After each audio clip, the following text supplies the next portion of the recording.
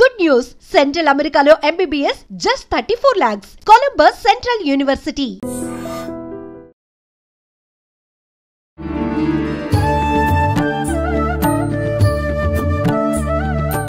నమస్కారం, welcome to I dream. ధర్మ మార్గం విత్ విజిత కార్యక్రమానికి స్వాగతం. ప్రస్తుతం మనతో పాటు ఉన్నారు ఆధ్యాత్మిక గురువులు, ప్రణవ పీఠాధిపతులు, త్రిభాషా మహా సహస్ర అవధాని డాక్టర్ శ్రీ వద్దిపర్తి పద్మాకర్ గారు. ఇప్పుడు గురుగారితో మాట్లాడి మరిన్ని విషయాలు తెలుసుకుందాం. మనకున్న సందేహాలన్నింటినీ కూడా నివృత్తి చేసుకునే ప్రయత్నం చేద్దాం. నమస్కారం గురుగారు. గురుగారు, ఈ మధ్య కాలంలో ఎక్కువగా ఆడవాళ్ళు లలితా సహస్రనామ పారాయణం అనేది చేస్తూ ఉన్నారు. అంటే అది ఆలయంలో కూర్చొని చేసినా సరే, ఇళ్లలో అయినా సరే, ఒక నలుగురు అంతా ఒక దగ్గర కూర్చొని పారాయణం అనేది చేయడం ఎక్కువగా చూస్తూ ఉన్నాం. అయితే ముందు నుంచి లలితా సహస్రనామ పారాయణము ఇదంతా కూడా వైశిష్ట్యం ఉన్నప్పటికీ ఏదైనా ఒకరు మొదలు పెట్టారు అంటే దాని గురించి ఇంకెక్కువగా ఇప్పుడే కొత్తగా ఏదో ఉంది అనేటట్టుగా మాట్లాడుకుంటారు. అసలు ఏంటండి లలితా సహస్రనామ పారాయణం చేయవల్ల కలిగే ఫలితాలు ఏంటి? సృష్టౌ యా సర్గరూప జగదవన విధౌ పాలినీ యా చ రౌద్రీ సంహారే చాపి యస్యా జగదిదమఖిలం క్రీడనం యా పరాఖ్య పశ్యంతి మధ్యమాథో తదను భగవతీ వైఖరీ వర్ణరూప సాస్మద్వాచం ప్రసన్నా విధి హరిగిరిశారాధితాలంకరోతు. త్రిమూర్తుల చేత కూడా ఆరాధింపబడి అమ్మవారికి నమస్కారం చేసుకుందాం. నిజానికి అమ్మవారి ఉపాసన ఇవాళది ఎప్పటిదీ కాదు, ఎన్నో యుగములుగా వస్తూనే ఉన్నది. పార్వతీమాతని ఎంతో భక్తి శ్రద్ధలతో ఆరాధించినట్టుగా శ్రీరామచంద్రుడు పురాణాల్లో ఉంది. రామాయణంలో కూడా విశ్వామిత్రుడితోటి ప్రయాణం చేస్తున్న రామలక్ష్మణులు దారిలో కుమారస్వామి కథ, గంగావతరణ కథ, పార్వతీ పరమేశ్వరుల కథ ఇవన్నీ శ్రద్ధగా విన్నారా లేదా? అప్పుడు కూడా రామచంద్రుడు పార్వతీదేవిని ఎంతో భక్తితో మనస్సులో ఉపాసించిన వాడే. కాకపోతే ఈ కలియుగంలో ఉన్న మానవుల లక్ష్యం ఏంటంటే కొత్తగా ఒకళ్ళు పారాయణ చేస్తే అదే పారాయణ చేయటం వల్ల ఇదేదో కొత్తగా వచ్చింది అన్నట్టుగా దాన్ని ప్రచారం చేస్తున్నారు. కానీ దానికి ఈ సమస్తోప కార్యక్రమాలు కూడా, ఈ ఉపాసనా కార్యక్రమాలన్నీ కూడా ఎప్పుడూ యుగయుగాలుగా ఉన్నాయి. ఇప్పుడు నేను చదివిన శ్లోకం దేవీ భాగవతంలో ఆది మంత్ర శ్లోకం కాబట్టి దేవీ భాగవతం వేదవ్యాసుని చేత రచింపబడింది. దేవీ భాగవతం భాగవతం రెండూ కలిస్తేనే భాగవతం. అది పాండిత్యం ఉన్న వాళ్ళకి తెలుస్తుంది, సంస్కృతం మీద పట్టున్న వాళ్ళకి తెలుస్తుంది. ఇతరుల యొక్క వ్యాఖ్యానాలు చదువుకుని వాళ్ళ శ్లోకాల తాత్పర్యాలు తెలుసుకునే వాళ్ళకి మాత్రం తెలియదు అనుకోండి. అందులో ఈ లలితా సహస్రనామం యుగ యుగాల చరిత్ర కలిగినది. మహానుభావులు ఎంతోమంది ఉపాసించారు. అమ్మవారి గురించిన ఉపాసన మహాభారతంలో ఆదిపర్వంలో కనపడుతుంది, సభాపర్వంలో కనపడుతుంది, అరణ్యపర్వంలో కనపడుతుంది, ఇంకా విరాట పర్వంలో చెప్పేకర్లా. ఇప్పుడు ఈ లలితా సహస్రనామంలో ఉన్న నామములను గుదిగురిచ్చి ఒక స్తోత్రంగా ధర్మరాజు చేశాడు. ధర్మరాజు విరాటరాజు గారి కొలువులోకి వెళ్లే ముందు ఒక ఆలయం ప్రాంగణం దగ్గర నిలబడి అమ్మవారిని 24 శ్లోకాల్లో స్తోత్రం చేశాడు. ఆ తర్వాత వీళ్ళంతా మారువేషాలు వేసుకుని విరాటరాజు గారు కొలువులోకి వెళ్ళారు. కానీ చిత్రం ఏంటంటే నిజానికి అమ్మవారిని స్తోత్రం చేసింది ఎవరు? ధర్మరాజు. ఎక్కడ? మహాభారతంలో విరాట పర్వంలో విరాటరాజు గారు కొలువు దగ్గరికి వెళ్లే ముందనమాట. అంటే ధర్మరాజు గారేమో కంకుభట్టి అనే పేరుతోటి, భీముడు వంటలవాడు వలలుడు వేషంలో, అర్జునుడు పేడి రూపంలో, బృహన్నల రూపంలో, నకుల సహదేవులు వరుసగా అశ్వనీ పాలకులు, అశ్వపాలకులను గోపాలకులుగా వెడుతున్నారు. ద్రౌపదీదేవి మానిని అనే పేరుతోటి వెడుతోంది, మాలినిగా, ఇది సైరంధ్రిగా. విరాట పర్వాన్ని నర్తనశాలగా సినిమా తీశారు. అందులో ఏం చేశారనమాట, ధర్మరాజు గారు అమ్మవారిని స్తోత్రం చేస్తే ద్రౌపది స్తోత్రం చేసినట్టుగా జననీ శివకామిని అని పాట పెట్టారు. నిజానికి జననీ శివకామిని అందంగా పీసుశీల్ గారు అద్భుతంగా పాడిన స్తోత్రం నిజానికి ఎవరు చేశారనమాట? అది ఆ స్తోత్రం ధర్మరాజు చేశాడు. కాబట్టి ధర్మరాజు కూడా అమ్మవారిని ఉపాసన చేశాడు.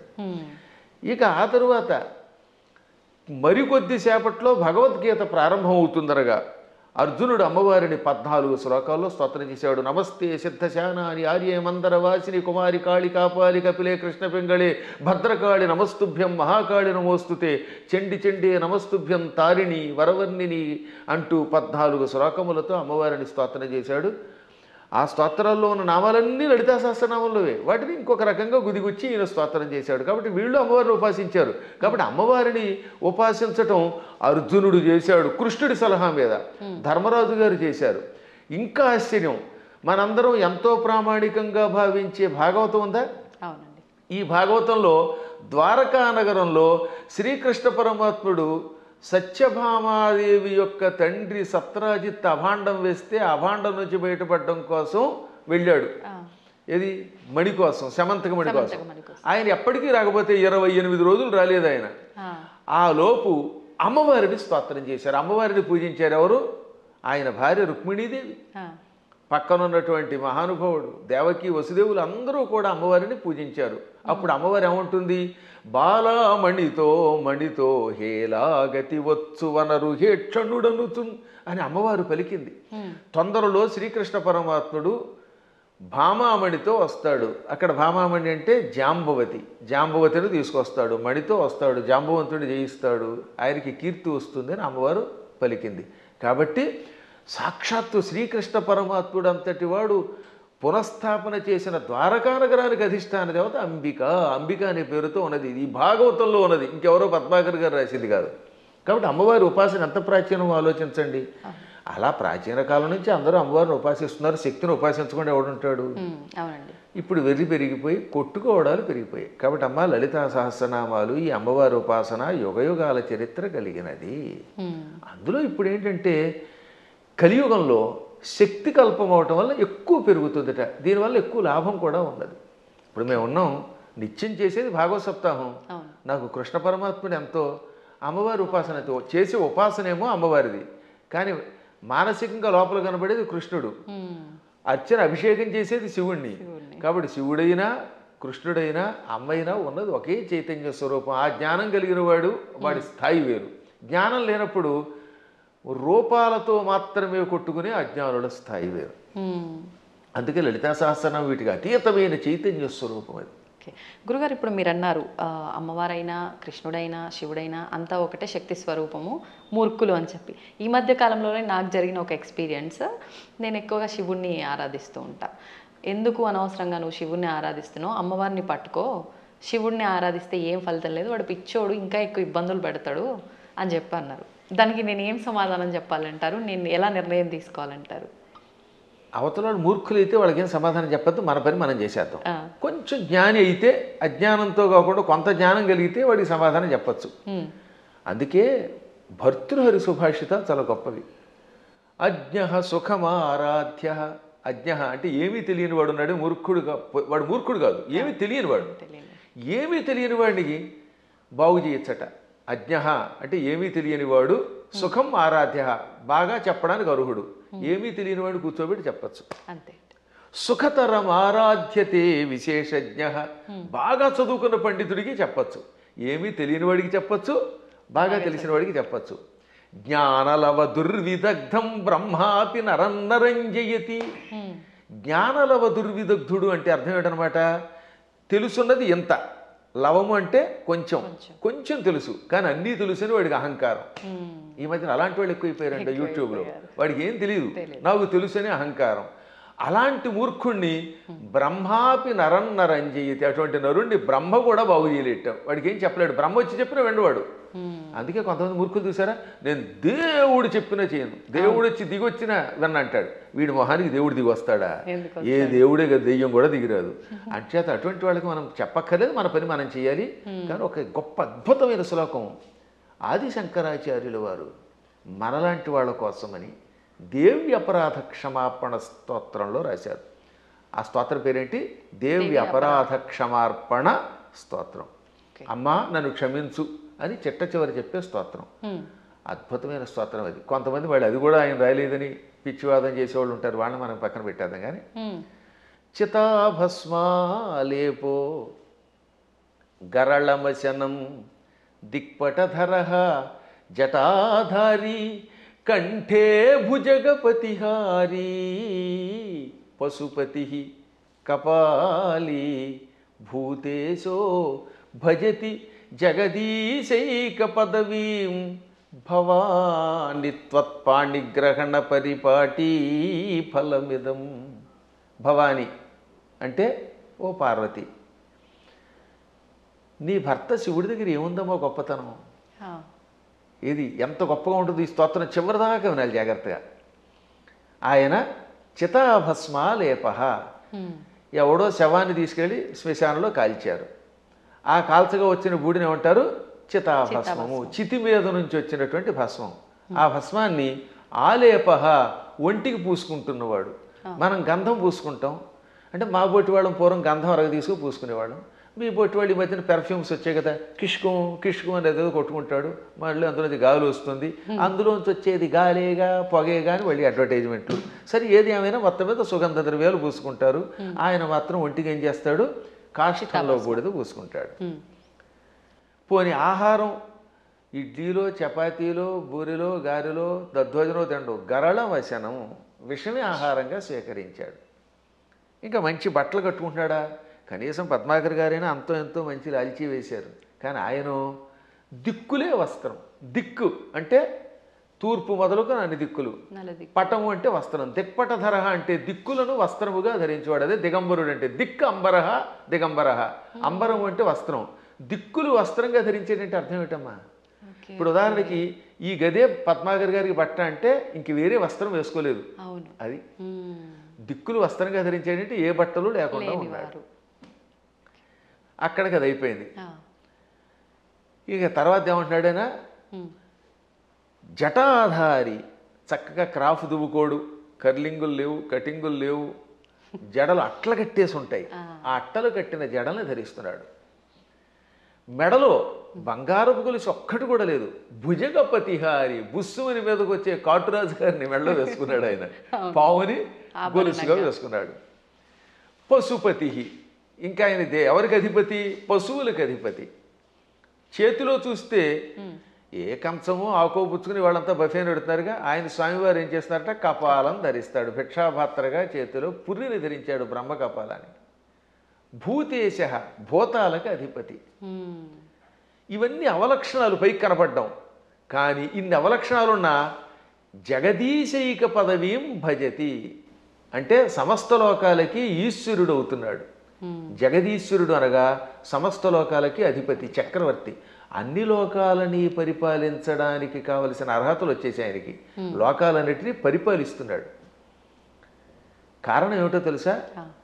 భవాని త్వత్పాణిగ్రహణ పరిపాటి ఫలమిదం. నీ పాణిగ్రహణం చేశాడు, నీ చెయ్యి అందుకున్నాడు అంటే నిన్ను పెళ్లి చేసుకున్నాడు. అమ్మ ఆయనలో అన్ని అవలక్షణాలే, అయినా లోకాలను పరిపాలిస్తున్నాడు. కారణం నిన్ను పెళ్లి చేసుకోవడం. ఇదంతా నీ అనుగ్రహం. అంటే ఇందాక ఒక ఆవిడ చెప్పిందనోగా, ఏమని? అమ్మవారిని పూజిస్తే లాభం ఆయన దగ్గరే ఉంది అని. ఈ పై శ్లోకం యొక్క తాత్పర్యం ఇలా కనపడుతుంది. అంటే ఇందాక మీరు అన్నట్టు మిడిమిడిగా తెలుసుకొని మాట్లాడే మాట. ఇప్పుడు ఈ శ్లోకంలో ఉన్న అంతరార్థం తెలిస్తే మనకు ఆశ్చర్యం కలుగుతుంది. సామాన్యుడి భాషలో చెప్పాలంటే వాడికి పిచ్చెక్కుతుంది. ఇప్పుడు అమ్మవారిని పార్వతి అనలేదండి. పార్వతి అంటే పర్వతరాజు కూతురు, పుట్టింటి వారి పేరుతో పిలవాల. భవాని అన్నాడు ఆయన. భవాని అంటే అర్థం ఏంటి? భవస్య పత్ని భవాని అంటే శివుడి పెళ్ళామా. దాని అర్థం ఏంటి? మళ్ళీ అక్కడ ఏమంటున్నాడంటే ఆవిడ్ని ఓ శివుడి పెళ్ళామా అన్నాడు. మనకి ఏమనిపిస్తుంది? ఆవిడ పొగిడినట్టేం లేదు. మళ్ళీ వచ్చేసరికి నువ్వు ఎన్ని గొప్ప లక్షణాలు ఉన్నా, నీ వల్ల ఆయనకు గొప్పతనం వచ్చినా నువ్వు శివుడి పెళ్ళానివే. నీ అనేది నీప్ అని ఒకటి ఉంటుంది వ్యాకరణంలో. ఆ నీప్ అనేది కొన్నింటికి చేరితే భార్య అని అర్థం వస్తుంది. ఆ ఏ ఏ పదాలకి? భవ దానికి నీపు చేరితే భవాని, మృడ నీపు చేరితే మృడాని, రుద్ర నీప్పు చేరితే రుద్రాణి, శర్వ శర్వాణి. వీటికి భార్య అని అర్థం వస్తుంది. అందులో శివాని లేదు. అందుకే శివాని అనే శబ్దం అసాధు. శివాని అని వాడేస్తారు కానీ శివశబ్దం పక్కన నీపు ఉండదు. భవ, రుద్ర, మృడ, శర్వ ఇది ఆకృతి గణం. వీటికి మాత్రమే చేరితే భవాని, రుద్రాణి, మృడాని, శర్వాణి అవుతాయి. కాబట్టి ఇంత చేసి నువ్వు ఎంత గొప్పదానివైనా, నీ వల్ల ఆయనకి వచ్చినా నువ్వు ఆయన పెళ్ళానివే అని చెప్పడం. ఇంకా పైకి వద్దాం. ఇందాక చెప్పినవి ఈ ప్రపంచంలో ఎవడైనా కాష్టంలో ఉన్న బూడిదను పూసుకుంటాడా? మీకు ఎంతో స్నేహితుడు ఒక ఆయన ఉన్నాడండి, ఎంతో ఇష్టుడు ఒక ఆయన ఉన్నాడు. ఆ గొప్ప వ్యక్తి ఒక ఆయన తాతగారు అంటే చాలా ఇష్టపడతాడు. ఆ తాతగారు పోయారనుకుందాం. ఆ తాత లేకపోతే బతకలేనన్నవాడు ఆ తాతగారి శరీరం కాలిపోయాక ఆ బూడిద పూసుకుంటాడా?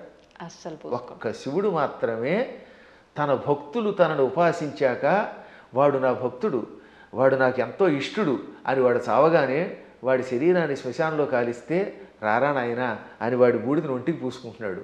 ఆ బూడిద పూసుకోగానే వాడు శాశ్వతంగా కైలాసానికి వెడుతున్నాడు. అంటే ఆ భక్తుడి మీద ఆయనకి ఎంత ఇష్టం. ఈ ప్రపంచంలో ఇంత ప్రేమగా చూసే దేవుడు ఇంకెవడన్నా ఉన్నాడా? ఒకసారి ఆలోచించండి.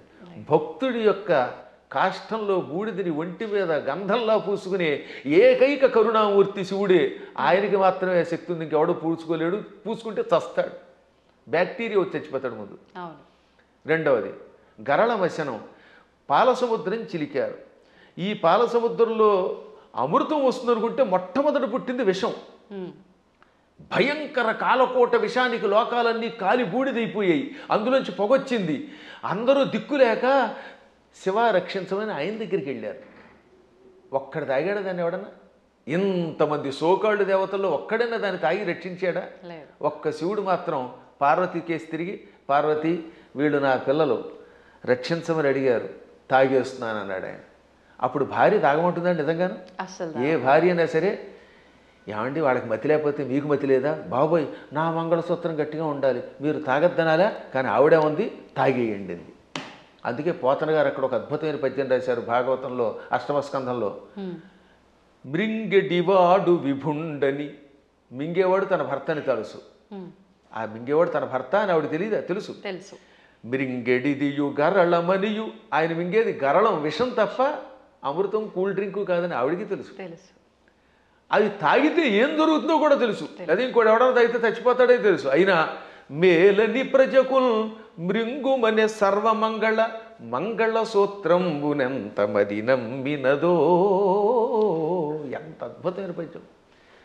అయినా ఈ సృష్టి అంతా తన పిల్లలు, మా పిల్లలు బాగుండాలి, వాళ్ళ కోసం మేము ఏమైనా పర్వాలేదు అని త్రాగమన్నది.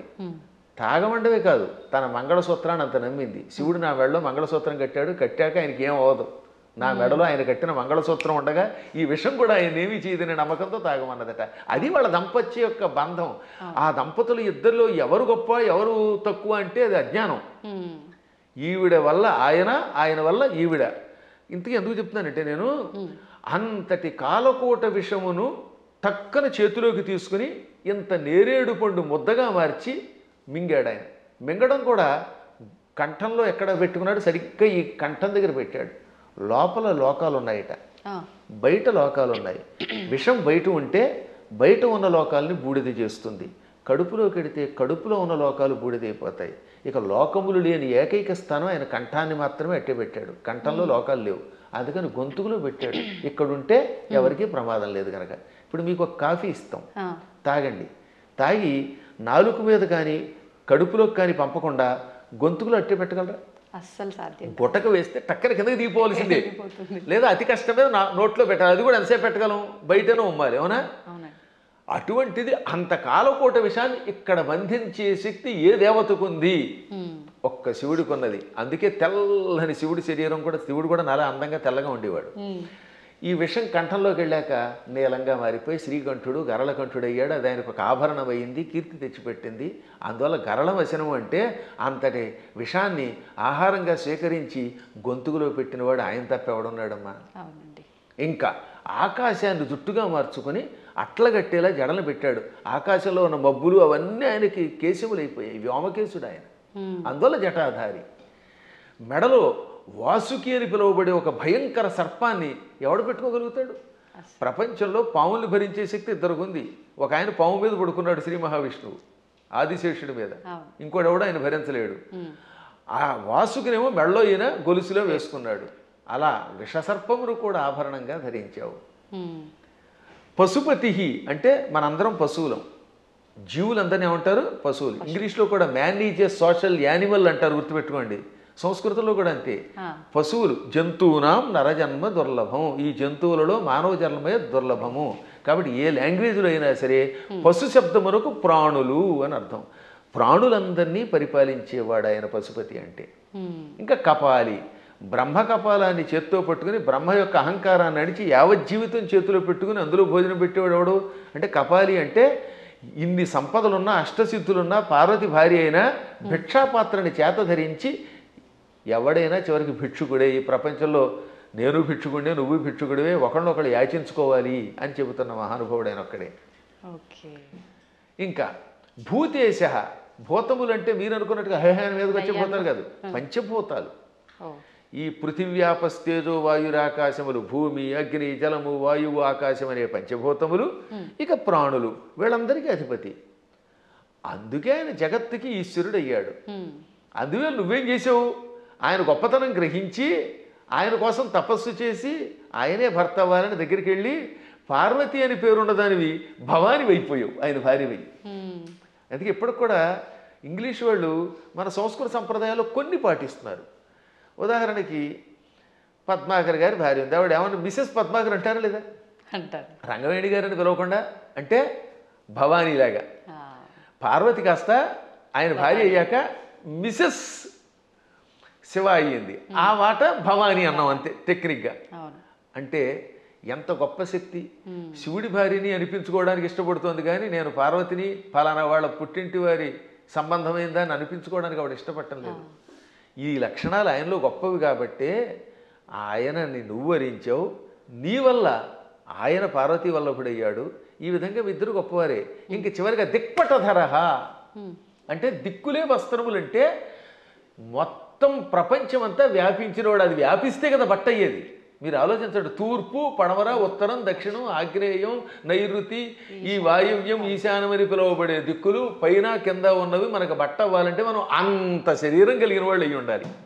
ఇప్పుడు నాకు ఈ గది బట్ట అవ్వాలంటే నేను గది అంతా నిండిపోవాలి, అప్పుడే ఈ గదిని నేను బట్టగా ధరించగలను. అవునా? అందువల్ల సర్వవ్యాపకుడు అని అర్థం.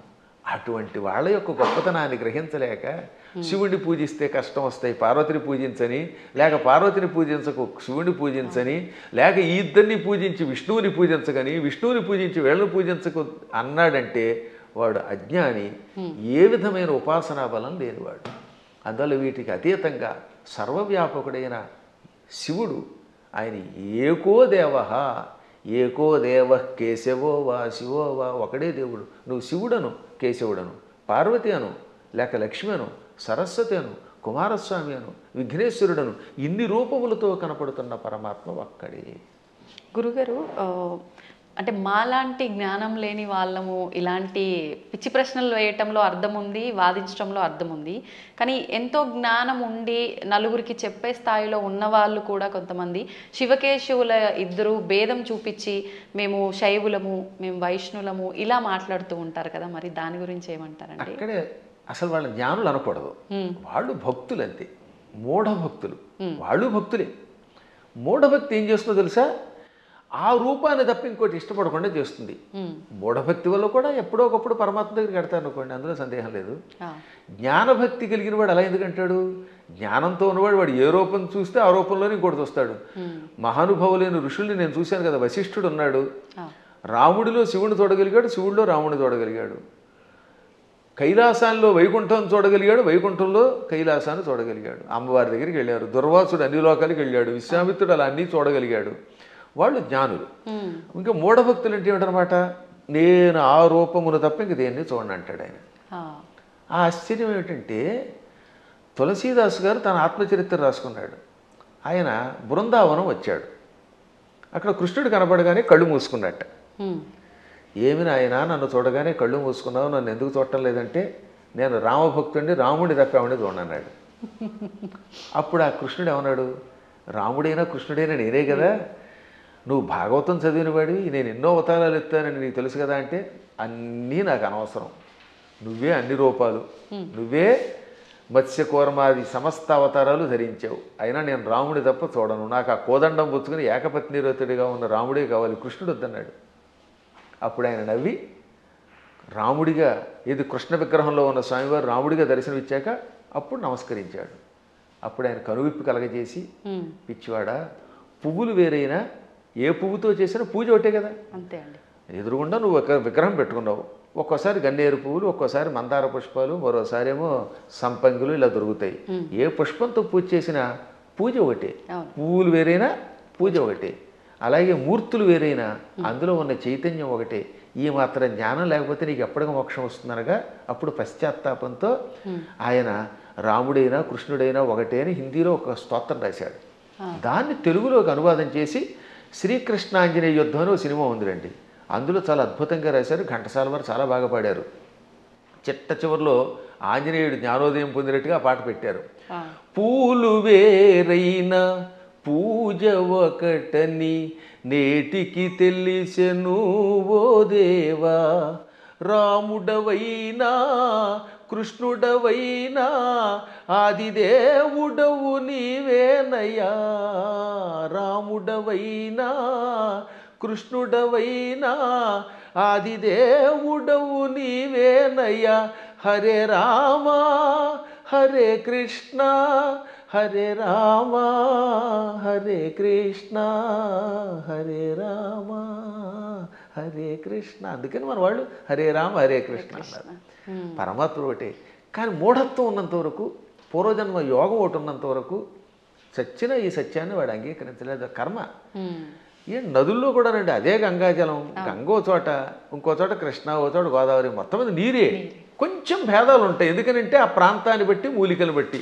గంగ గంగే, ఇంకో దక్షిణ గంగ గంగే. కానీ వీటిలో ఎన్ని కొలుస్తున్నాయి? మనం కూడా అలాగే మూర్తులలో ఉన్నప్పుడు ఆ భేదాలను బట్టి ఒక్కొక్క రూపంలో ఒక్కొక్క పని చేస్తాడు. కానీ చిట్ట చివరికి వచ్చేసరికి అన్నీ ఒకటే. కృష్ణుడు చెప్పాడా లేదా? చిట్ట చివరికి నేనే అన్నాడు ఆయన. భగవద్గీతలో విభూతి యోగంలో ఎవరెవరిలో ఏ విభూతి ఉందో అది నేనని చెప్పాడు ఆయన. యద్యద్విభూతివత్సర్వం తత్తదూర్జితమేవవా. ఎవరెవరిలో ఏ శక్తులున్నాయో నావే అని చెప్పడానికి వరుసగా చెప్పుకొచ్చాడు అనమాట. మృగాణాంచ మృగేంద్రోహం, జంతువులలో సింహాన్ని నేను, మృగాలలో సింహాన్ని నేను. వైనతేయశ్చ పక్షిణాం, పక్షులలో గరుత్మంతుణ్ణి నేను. ప్రహ్లాదశ్చాపి దైత్యానాం, రాక్షసులలో ప్రహ్లాదుణ్ణి నేను. అలా కవులలో ఉసినసుణ్ణి అంటే శుక్రాచార్యుణ్ణి నేను. బుద్ధిమంతులలో బృహస్పతిని నేను. చివరికి బృహస్పతి శుక్రుడు కూడా ఆయనే. అలాగే శంకరశ్చాపి రుద్రాణం, ఏకాదశి రుద్రుల్లో శంకరుణ్ణి నేను. అర్థమైందా? చివరికి శివుడు కూడా నేనే. ఆ విధంగా సమస్తం నేనే. కాబట్టి ఆయన కానిదంటూ ఏమీ లేదు. గురుగారు, భగవంతుడు ఇప్పుడు ఇన్ని రూపాల్లో ఉన్నాడు. శివుడైనా విష్ణువైనా భేదమే లేదు. కానీ విష్ణుమూర్తి అవతారాలలోనే, కొన్ని అవతారాలలో, దశావతారాలలో రాముడు కృష్ణుడు కూడా ఆయన అవతారమే. కానీ వాళ్ళు దేవుళ్ళు కాదు, మానవులు. వాళ్ళు దేవుళ్ళు అనకూడదు, ధర్మానికి ప్రతిరూపాలుగా మనం భావించాలి అని అంటూ ఉంటారు. దాన్ని ఎలా తీసుకోవచ్చు అంటారు? ఇది ఒక పెద్ద సమస్య అని చెప్పాను కదా. ఈ పెద్ద ఎవడికి వాడు మేధావి అయిపోవడం వల్ల వచ్చిన పని. భగవంతుడు శ్రీ మహావిష్ణువు 22 అవతారాలు ఎత్తాడు. ఎన్ని? 22. ఈ 22లో 21 అవతారాలు అంశ అవతారాలు అంటారు. ఒక్క అవతారం పరిపూర్ణ అవతారం. సనక సనందనాదులు, వృషభావతారము, కపిలావతారము, పరశురామావతారము, వేదవ్యాసావతారము, ఇవన్నీ అంశ అవతారాలు. వాటిలో ఈ మత్స్యావతారం, కూర్మావతారం, వరాహావతారం, నరసింహావతారం, రామావతారం, ఇది పరశురామావతారం, ఇవన్నీ కూడా. ఒక్క కృష్ణుడు మాత్రం సంపూర్ణ అవతారం. కాబట్టి అందరూ అనుకున్నట్టుగా 10 కాదు అవతారాలు. భాగవతంలో ప్రారంభంలోనే ఉంటుంది, ప్రథమ స్కంధంలో 22 అవతారాలు చెబుతూ అందులో 21 అవతారాల్ని ఏతే చాంస కళా పుంస ఏతే చ అంశ కళా పుంస కృష్ణస్తు భగవాన్ స్వయం. 21 అవతారాలు అంశావతారాలు, అంశ కళలు. ఒక్క కృష్ణుడు మాత్రం పరిపూర్ణ అవతారం. అందుకే కృష్ణస్తు భగవాన్ స్వయం. ఒక్క రామావతారంలో నేను మానవుణ్ణి అని ఆయన అనకపోతే రావణుడిని చంపలేడు. ఎందుకని మానవుడి చేతిలో వాడు చస్తాడు కనుక. అందుకని ఆయనకి తెలియదు లోపల. ఆయన పరమాత్మని ఆయనకి తెలియకపోతే ఇన్ని పనులు ఎలా చేసాడండి? ఎంతమందికి శాప విముక్తి కలగజేశాడు, ఎంతమందిని వైకుంఠానికి పంపించగలిగాడు. కానీ పైకి చెప్పకూడదు. అందువల్ల పరమాత్మ నటించాలి లోపల. అందుకని మర్యాద పురుషోత్తముడుగా ఆత్మానం మానుషం మన్యే రామం దశరథాత్మజం. దేవతలంతా చిట్ట చివర వచ్చి ఏది రావణవధ అయిపోయాక నువ్వు విష్ణువు అంటే మీరు ఏదో విష్ణువు అంటున్నారు, అదిని పొగుడుతున్నారు, నాకు తెలియట్లేదు, నేను మాత్రమే అనుకుంటున్నాను, నన్ను నేను మానవుడు అనుకుంటున్నాను. ఆత్మానం అంటే నన్ను మానుషం మన్యే, మనిషిగా భావిస్తున్నాను. మన్యే అంటే భావిస్తున్నాను, అనుకుంటున్నాను. పైగా ఎవరట? రామం దశరథాత్మజం, దశరథుడు కొడుకేని రాముడు అనుకుంటున్నాను. మీరు ఎవరో అంటున్నారంటే అప్పుడు శివుడు వచ్చామన్నాడు. అక్కడ భలే చెప్తాడండి వాల్మీకి. షడర్థ నయన శ్రీమాన్ అన్నారు శివుణ్ణి. ఏమన్నారు? షడర్థ నయన. అసలు ఇటువంటి పదాలు వాల్మీకి తప్ప ఎవరు రాయలేరు, కవులు కాబట్టి బాగా రాస్తారు. నయన అంటే కళ్ళు కలిగినవాడు. షట్ అంటే అన్ని 6, అందులో అర్ధ అంటే అంత సగం. షడర్థనైన అంటే 6లో సగం 3 కళ్ళు కలిగిన వట్ట త్రినేత్రుడు. ఎంత త్రినేత్రుడు అనడానికి ఎంత చమత్కారం చేయాలి, బలి పెడతాడు కదా. అదే కవుల యొక్క చమత్కారం. అందువల్ల కవుల చమత్కారం తెలియక రామాయణం అర్థం కాక ఏదో పిచ్చివాగుడు అవుతారు. కానీ షడర్థనైన అండంలో అర్థం ఏంటో తెలుసా? 6ని 3గా చేశాడు, 6 శత్రువుల్ని 3గా చేశాడు. ఆ 3ంటిని సూర్యచంద్రులు అగ్నిగా మార్చి కళ్ళుగా పెట్టుకున్నాడు. వీటిల్లో సూర్యుడు స్వయం ప్రకాశకుడు, చంద్రుడు సూర్యుడు యొక్క కాంతి సేకరించి చల్లదనం ఇస్తాడు. ఈ 3 ఆయన దేన్నైనా భస్మం చేస్తాడు. అంటే కామక్రోధ లోభమోహ మదమాత్సర్యాలనే శత్రువుల్ని 3 ముద్దలు చేసి ఈ 3 ముద్దల్ని కూడా ప్రజలకి త్రిగుణముల రూపంలో ఇచ్చి త్రిగుణములతో కూడిన ప్రజల్ని త్రిగుణాతీతుల్ని చెయ్యగలిగే శ్రీమాన్ సంపదలు కలిగిన వాడు శివుడు. అసలు శివుడి యొక్క వైభవాన్ని, దాని గురించి ఇప్పుడు మీకు ధర్మ సందేహాల్లో కాబట్టి క్లుప్తంగా చెబుతున్నాను. కానీ దీనికి ఎంతో వ్యాఖ్య చేయొచ్చు. అటువంటి శివుడు, నాయన నువ్వు సాక్షాత్తు విష్ణువువి, దేవతలంతా ప్రార్థించటం వల్ల రాముడిగా అవతరించి దుష్ట శిక్షణ శిష్టరక్షణ చేసావు తప్ప సామాన్యుడు కాదు అని చెబితే దశరథుడు మళ్ళీ వచ్చి ఆయన్ని స్తుతించాడు, బ్రహ్మాదులు స్తుతించారు. అప్పుడు అర్థం అవట్లేదా ఆయన సాక్షాత్తు స్వామిని? కాబట్టి అవేమో ఏదో మానవ అవతారాలంటే ఎలా ఒప్పుకుంటాం? మానవుడిగా అవతరించి మానవుడిగా నటించి ధర్మమును లోకమునికి ఇచ్చిన ఆది విష్ణువు. అది మర్చిపోకూడదు మనం. మళ్ళీ మనకి ఇలాంటి అనుమానాలు మనకి రాకుండా, రాముడు నేను మానవుడన్నా మనకు అనుమానం రాకుండా ఉండడానికి శివుడు మొదలైన వాళ్ళకే చెప్పించాడు. చిట్ట చివర పట్టాభిషేకంలో ఏం చెప్పాడు వాల్మీకి? ఆదిదేవో మహాబాహు హరిర్నారాయణ ప్రభు సాక్షాద్ రామో రఘుశ్రేష్ఠ శేషో లక్ష్మణ ఉచ్యతే. ఇది పట్టాభిషేకంలో చిట్ట చివరి శ్లోకాలు. ఆదిదేవుడు, మహావీరుడు, సాక్షాత్తు విష్ణువు, ఆయనే రాముడిగా పుట్టుకొచ్చాడు. ఆయన విశేషణాలు: ఆదిదేవ, మహాబాహు, సాక్షాత్ నారాయణ ప్రభు, రామ రఘుశ్రేష్ఠ. ఎన్ని విశేషణాలు చూడండి. మళ్ళీ ఆ శ్లోకాలు 1-2 సార్లు వినాలి. ఆదిదేవో మహాబాహురు హరిరి నారాయణ ప్రభు సాక్షాత్ రామ రఘుశ్రేష్ఠ. ఆదిదేవుడు, మహాబాహుడు అంటే పరాక్రమవంతుడు, హరి నారాయణుడు సమస్త లోకాలకి ప్రభువు, ఆయనే సాక్షాత్తు రాముడు. శేష లక్ష్మణ ఉచ్యతే, ఆదిశేషుడే లక్ష్మణుడు అని పిలువబడ్డాడు. కాబట్టి ఇంకెక్కడ స్పష్టమైపోయిందా? అయినా సరే రాముడు కాదు ఉట్టి మనిషి అంటాడు అనుకోండి, అది వాడి కర్మ. గడ్డి పరకలు తినేవాళ్ళు అలాంటి మాటలు మాట్లాడతారు, అజ్ఞానంతో మాట్లాడేవాళ్ళు అలా మాట్లాడతారు. కానీ మనకి తెలుసు, అందుకే రామనామాన్ని ఇప్పటికి కూడా మనం స్మరించి గుడి కట్టి పూజిస్తున్నాం. అందువల్ల ఆయన ఏం చేశాడు, ఎలా చేశాడో తెలుసుకోవాలి, రాముడిలాగా నడుచుకోవడానికి ప్రయత్నించాలి. ఇంకా కృష్ణుడు చెప్పడమే ప్రారంభంలోనే విశ్వరూపంతో పుట్టుకొచ్చాడు. అసలు పుట్టడమే విశ్వరూపం. ఆ తర్వాత వెళ్ళి చిన్నపిల్లవాడు ఎన్నో లీలలు, అణువణువునా లీలలే. ఎన్ని చూపించాడో లీలలు లెక్కలేదు. ఒకసారి ఏమో మామూలుగా నేను చిన్నపిల్లాడిని అంటాడు, నాకు పెద్దవాళ్ళు మీరు దండం పెట్టడం ఏమిటంటాడు అని వెంటనే గోవర్ధన పర్వతం ఎత్తుతాడు. ఇది అక్రూరుడు వచ్చాడులేండి. అక్రూరుడు రాగానే, అక్రూరా నేను 8 ఏళ్ల బాలుణ్ణి, నువ్వేమో 40 ఏళ్ల వాడివి, నువ్వు పెద్దవాడివి, నాకు నమస్కారం చేయటం ఏమిటి అనగానే కాసేపు ఆయన భ్రమలో పడ్డాడు. వెంటనే వెళ్ళి యమునా నదిలో తన విశ్వరూపం చూపించాడు. వెంటనే తాను మరిచిపోయి స్తోత్రం చేసి, నేను పెద్దాడిని ఏంటి, నువ్వు పిల్లవాడు ఏమిటి, సమస్త లోకాలకి నువ్వే తండ్రి బాబోయ్ అన్నాడు ఆయన. ఇన్ని లీలలు చూపించిన పరమాత్ముడు. ఇటువంటి వాళ్ళు మనుషులు అంటే ఆ అన్నవాళ్ళ యొక్క విచక్షణ వదిలేయాలి తప్ప ఇంక మనం ఏం అనలేమంతే. గురుగారు, అంటే ఇది అంటే మూర్ఖంగా ఉంటుందేమో ప్రశ్న, కానీ మీరు ఇప్పుడు చెప్పిన దాంట్లోంచి నాకు అనిపించింది, అంటే ఆయన భగవంతుడే మానవుడిగా ఉండి మానవుడిగా నటించి ఆయన చేయాల్సిన కార్యం చెయ్యాలి అని చెప్పి, అంటే ఒక రకంగా ఇక్కడ వాళ్ళ అసలుని దాచేసి ఇంకో రూపంలో వచ్చి కార్యాన్ని నిర్వర్తించాలి అక్కడ. మోసం చేసినట్టేనేమో, అంటే మన మానవుల భాషలో భగవంతుడే మోసం చేశాడు, మరి నేనెందుకు చేయకూడదు, నేను మోసం చేస్తే తప్పంటారు, ఇది అధర్మం అంటారు అనొచ్చు కదండి, దానికి ఏం చెప్తారు? ఇప్పుడు మీరు మోసం చేశారు అనుకుందా, కాసేపు ఎవరిదో బ్యాంక్ అకౌంట్లో హ్యాక్ చేసి డబ్బులు లాగేశారు, అందుకే ఈ మధ్య నా అకౌంట్లో ఎవరికి ఇవ్వట్లేదులేండి. ఇప్పుడు ఇచ్చిన డబ్బుని మళ్ళీ మీరు రెట్టింపు ఇవ్వగలరా? కానీ శ్రీకృష్ణ పరమాత్ముడు కాసేపు మానవుళ్ళ నటించి కాసేపు మాయ చేశాడు, ఆ తర్వాత వాళ్ళని తీసుకెళ్ళి రక్షించాడు లేదా? వాళ్ళ గురువు గారిని కాసేపు నేను సామాన్య బాలుణ్ణి అన్నట్టుగా నటింపజేసి కాసేపు మాయబుచ్చాడు, వాళ్ళ అబ్బాయిని బతికించిచ్చాడు లేదా? అలాగే గోపాలకులంతా ఉన్నారు అక్కడ, వాళ్ళందరి దగ్గర కాసేపు చిన్నపిల్లాడిలాగా మాయబుచ్చాడు. కానీ కష్టం రాగానే ఇంద్రయాగం ఆపేసిన వెంటనే ఇంద్రుడు వర్షం కురిపించాడు హోరాత్రులు, అవునా? ఆ సమయంలో గోవర్ధన పర్వతాన్ని కుడి చేత్తో పైకెత్తి వాళ్ళని రక్షించాడు లేదా? చిటికిన వేలుతో ఎత్తలేదు, చిటికిన వేలు, ఇంకేదో బొటన వేలు, వాడి మొహం, ఇలాంటివన్నీ ఎవడికి తోచింది వాడు చెప్తాడు. కరేణైకేన అన్నారు, అంటే ఒక చేత్తో, అది కూడా దక్షిణ హస్తేన, 2 సార్లు వ్యాసుడు రాశాడు. తెలుగులో కూడా గోవర్ధన గిరి ఎత్తెన్ చక్క నొక్క కేలన్ లేలన్ అని పోతన గారు అనువాదం చేశాడు.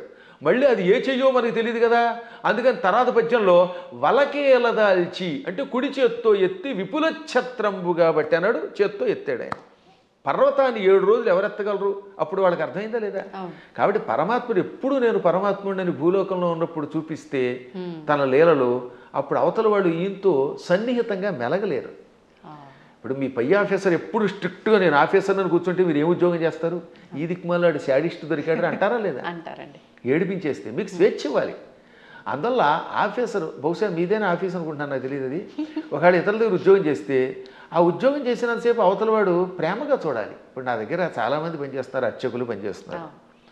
నాతో పాటు మీరు చూశారు కదా, నాతో పాటు ఓ సహాయకుడు వస్తాడు రాజు, మా అర్చకులు సాయి మనోజ్ కానీ లేకపోతే పవన్ శర్మ కానీ, వీళ్ళు నన్ను ప్రేమగా తండ్రిలా భావించి కూడా ఉంటున్నారు కాబట్టి ఇంత హాయిగా ఉంటున్నారు. వాళ్ళు ఎందుకు ఖర్చు పెట్టారు, ఎలా చేశారు నేను అడగను, అప్పుడు వాళ్ళు ఇంకా నిజాయితీగా ఉంటారు. అవునండి. ఇంట్లో వంటకి మాకు చిన్నప్పుడు ఒక ఆయన ఉండేవాడు, ఒక హౌస్లో ఉండేవాళ్ళండి. ఆయన కోటీశ్వరుడు, బంగారపు అధిపతి. వంట ఆవిడకి వేరుశనగ గుళ్ళు ఇచ్చి ఎన్ని గుళ్ళు ఖర్చు పెట్టేవారు వాడు. ఆయన ఎన్ని గ్రాములు కాదు, 100 గింజలు ఇచ్చి ఈ పూటకి 10 గింజలు, రేపు మళ్ళీ పోపులో 10 గింజలు, 10 మినపగింజలు, 10 శనగగింజలు ఉన్నారా ఇలాంటి వాళ్ళు? ఉన్నారు. అయ్యో మీ అదృష్టం వల్ల మీకు మంచివాళ్ళు దొరుకుతున్నారమ్మా, నా బొట్టి వాళ్ళు మహానుభావులు దొరుకుతారు కాబట్టి మీకు తెలియట్లేదు. కానీ బయట ఇలాంటి పిసినగొట్లే ఎక్కువ మంది ఉన్నారు. కాబట్టి ఎందుకు చెప్తానంటే ఈ లెక్కలన్నీ అడిగితే ఆ వంట ఆవిడ ఇంట్లో పని చేయగలదా? అస్సలు చేయలేదు. ఆఫీసర్ల దగ్గర మనం ఉద్యోగం చేయగలమా? అందువల్ల ఏమవుతానమాట వాళ్ళు బిగుసుకుపోయి స్ట్రిక్ట్గా ఉండి అనుక్షణం ఏడిపిస్తే మనం చేయలేము. అందుకని పరమాత్మ స్నేహితుడిగా, కొడుకుగా, కొన్ని చోట్ల తండ్రిగా, కొన్ని చోట్ల మిత్రుడిగా, కొంతమందికి భర్తగా, మరికొంతమందికి ఇంకో రకంగా, ఇన్ని రకాలుగా నటించి వాళ్ళల్లో ఒకడై సామాన్యుడిలో ఉన్నాడు. అది ప్రేమగా వాళ్ళతో నటించడం తప్ప మోసం చేయటం కాదు. అలా వాళ్ళతో ప్రేమగా ఉండి వాళ్ళ చేత సేవ చేయించుకుంటూ లేక తాను సేవ చేస్తూ కష్టాలు వచ్చినప్పుడు కష్టాలు తొలగించి కొందరికి మోక్షం ఇచ్చి కొందరికి సంపదించి కాపాడాడు. ఇప్పుడు కుచేలుడు ఉన్నాడు, కుచేలుడికి అడగకుండానే ఇక్కడ నుంచే ఇళ్ళు పంపాడు. స్థలం కొనలేదు, రిజిస్ట్రేషన్ లేదు, మున్సిపాలిటీ వాళ్ళకి ప్లాన్ అప్రూవల్కి పంపడం లేదు. కుచేలుడి దగ్గర గుప్పుడు అడుగులు తినగానే అక్కడ ఆయన ఇంట్లో, కుచేలుడి యొక్క నగరాన్ని ఇప్పుడు పోరుబందర్ అంటారు, గాంధీ గారి కుటుంబానికి దగ్గరలోనే ఉంటుంది అది, ఆ ఆలయం ఇప్పటికి కూడా, అది కుచేలుడిల్లు. 7 అంతస్తుల బిల్డింగ్ ఇచ్చేశాడు. అలా ఇవ్వగలిగితే అప్పుడు మనం చెయ్యాలి. అందువల్ల మనం మోసం చెయ్యడం ఎలాగా అనేది కథల్లో నేర్చుకుంటున్నాం, కానీ ప్రేమ చూపించడం, మహిమలు చూపించడం నేర్చుకోవట్లేదు. కాబట్టి శ్రీకృష్ణ పరమాత్ముడు చేసినట్టుగా మనం ఎక్కడ చేయగలుగుతాం? 16,000 మంది రాజకన్యకల్ని నరకాసురుడు జైల్లో పెట్టి హింసించి మానభంగం చేసి ఏడిపించాడు. పాపం దిక్కు లేకుండా అయిపోయారు. ఆ నరకాసురుడిని చంపాడు. చంపగానే ఆ చెరసాల్లో ఉన్న వాళ్ళంతా బయటకు వచ్చారు. ఇంటికి వెడితే మమ్మల్ని ఆదరించేవాళ్ళు లేరు. కొంతమందిని భర్తల్ని చంపి పట్టుకొచ్చాడు, తల్లిదండ్రులను చంపి కొంతమందిని పట్టుకొచ్చాడు. ఇలా రకరకాలుగా తీసుకొచ్చాడు, అత్యాచారం చేశాడు. ఇప్పుడు ఇంటికి వెడితే ఎవరు ఆదరిస్తారు? భర్తలా రానివ్వరు, తల్లిదండ్రులు ఉన్నారో లేదో తెలియదు, మాకు గౌరవం ఉండదు సంఘంలో. అందుకని మమ్మల్ని రక్షించమని మనస్సులో కోరుకుంటే ఈ 16,000 మందిని ఒకేసారి 16,000 మంటపాలు కట్టించి, 16,000 పెళ్లి మంటపాలు, వేదికలు కట్టించి 16,000 మంది మెడలో ఒకేసారి 16,000 రూపములతో మంగళసూత్రం కట్టి పెళ్లి చేసుకున్నాడు. ఇలా చేయమని చూద్దాం ఎవడన్నా? నువ్వు కృష్ణుడిలాగా 16,000 మందిని పెళ్లి చేసుకుంటానంటే 16,000 మందికి ఒకేసారి తాళి కట్టగలవా? ఇన్ని మండపాలు ఒకేసారి ఏర్పాటు చేయగలవా? అందరి ఇళ్లలో ఉండగలవా? వాళ్ళందరినీ ఇలా గౌరవంతో కాపాడగలవా? చేయలేవు నీ మొహం. అందువల్ల కృష్ణుడితో పోల్చుకోవాలంటే నీ లెవెల్ అలా ఉండాలి. ఇంకొక విషయం చెప్పాలి ఇక్కడ. ఒక రోజున నారదుడు అంతటి వాడికి అనుమానం వచ్చింది. ఎందులో? భాగవతంలోనే. మళ్ళీ ఇంకో పురాణం కాదు, భాగవతంలోనే. ఒక రోజున నారదునికి కృష్ణుడి మీద అనుమానం వచ్చింది. ఏది ఇంత నిత్యం నారాయణ అని ఆయనకు కూడా మాయ. ఇదే మాయ అంటే. ఇప్పుడు మీరు నా ఎదురుగుండా కూర్చున్నా మీరు అప్పుడప్పుడు నన్ను కూడా సామాన్యుడని ఎలా మాయలో పడిపోతూ ఉంటారో అలాగా కృష్ణ పరమాత్ముడి నామస్మరణం చేసే నారదుడు కూడా కృష్ణుడిని సామాన్యుడు కదా, ఇంతమంది భార్యలతో ఎలా వేగుతున్నాడు, 16,108 మందితో ఎలా వేగుతున్నాడు పరిశీలించాలనిపించింది. ఇది మాయ అంటారు దీన్ని. అందుకని వెంటనే ముందు ఏం చేశాడు? రుక్మిణీ మాత ఇంటికి వెళ్ళాడు. రుక్మిణీదేవి ఇంట్లో ఇద్దరు రుక్మిణీదేవి గదిలో ఒక మంచం మీద కూర్చొని సరదాగా పాచికలు ఆడుకుంటున్నారు, జోదం ఆడుకుంటున్నారు. రావోయ్ నారద అన్నాడు ఆయన. ఓ నమస్కారం చేసి, ఇప్పుడు రుక్మిణి దగ్గర ఉన్నాడు కదా, ఇక్కడ నుంచి రెండో భార్య జాంబవతి దగ్గరికి వెడదాం. రెండో ఆవిడ జాంబవతి, 3 సత్యభామ. ఎందుకని? శమంతకమణిని తీసుకురావడానికి వెళ్ళింది ముందు జాంబవతి దగ్గరికి. జాంబవతిని పెళ్లి చేసుకుని వచ్చాక ఆ తర్వాత సత్రాజిత్తుకి మణిస్తే 3వ భార్య సత్యభామ అయ్యింది.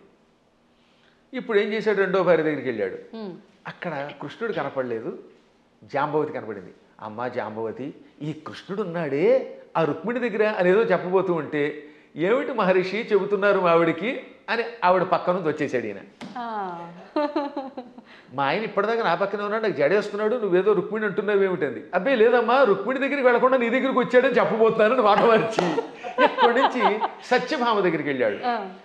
అమ్మా సత్యభామ, నీకెన్ని కష్టాలు వచ్చాయి అనబోతూ ఉండగా, సత్యభామ ఏం కష్టాలు వచ్చాయి? మా ఆయన నాకు వంట చేసి పెడుతున్నాడు అండి. ఆ లోపల వంట చేసి పెడుతున్నాడు. ఇలా ఈయన రుక్మిణి, జాంబవతి, సత్యభామ, కాళింది, నాగ్నజితి, లక్షణ, సుదంత, భద్ర, ఈ 8 మంది పట్టమహిషులు, ఇంకా మిగిలిన 16,100 మంది. ఈ 8తో కలిసి 16,108. అందరి పేర్లు చెప్తాను, ఓ ఏడాది పడుతుంది మరి మీకు రాసుకోగలనంటే వరసగా. వాళ్ళందరి పేర్లు నాకు తెలుసు, కంఠస్థం కూడా చేశాను. ఎవరికైనా ఓపిక ఉంటే ఓ ఎపిసోడ్ అంతా వాళ్ళ పేర్లు అలా చెప్పుకుంటూ వెళ్ళిపోతాను. ఒక్కొక్కళ్ళ పేర్లు 2 సుకేసిని, కేసిని, మంజస, సమంజస, పుంజస, ఇలా రకరకాల పేర్లు కొన్ని రిపీట్ అవుతూ ఉంటే కొద్ది తేడా ఉంటాయి. ఇంతమంది ఇళ్లల్లోనూ ఈ నారదుడు వెళ్ళడం, ఒక ఇంట్లో పాలు పితుకుతూ, ఓ చోట పాయసం చేస్తూ, ఓ చోట కాళ్ళు ఒత్తుతూ, ఓ చోట ఏమో ఇంకోటి చేస్తూ, ఓ చోట ఏమో ఇల్లు తుడుస్తూ, ఓ చోట సరదాగా ఆవిడతో పాచికలు ఆడుతూ, ఓ చోట ఏమో ఇంకో బంతి ఆడుతూ, అన్ని చోట్ల కనబడ్డాడు. పిచ్చెక్కిపోయింది నారదునికి. అంతే కదా మరి. ఇది భాగవతంలో నారదుడు కృష్ణుని పరీక్షించుట అనే ఘట్టంతో రాశారు భాగవతంలో. అప్పుడు ఆయనకి జ్ఞానోదయమై, నేను నిరంతర హరినామస్మరణం చేసిన వాడిని, నారాయణుడు సర్వాంతర్యామని తెలుసు. అసలు విష్ణువు అనే శబ్దం మనకు అర్థం ఏమిటి? వ్యాపకశీలత్వాత్ విష్ణువు, అంతటా వ్యాపించి నిండి ఉన్నవాడు కనుక విష్ణువు అని పేరు. ఆయన భక్తుణ్ణి, ఆయన ఎక్కడున్నాడు, అక్కడున్నాడా లేదా అని పరిశీలించడం ఏమిటి అని అజ్ఞానంలో పడ్డానని గ్రహించి వెంటనే కాళ్ళ మీద పడి స్తోత్రం చేస్తాడు. అంటే నారదునికే మాయ కలిగితే ఇక మనకి రావడంలో ఆశ్చర్యం ఉంది. కాబట్టి అన్ని చోట్ల ఉంటాడు ఆయన. ఆయన స్థాయిని మనతో పోల్చుకుని ఆయనలా ప్రవర్తిద్దామంటే, పులిని చూసి నక్క వాతలు ఎట్టుకుంటే వాతలు మిగులుతాయి, ఉన్న చర్మం పోతుంది, కానీ పులి మచ్చలు రావు. గురుగారు, ఇప్పుడు మీరు చెప్పిన దాన్ని బట్టి కృష్ణుడు ఆయన భార్యలతో ఉన్నది ఒక ఉదాహరణగా మాకు అర్థమవడం కోసం చెప్పినా అది వినటానికి అయితే చాలా బాగుంది.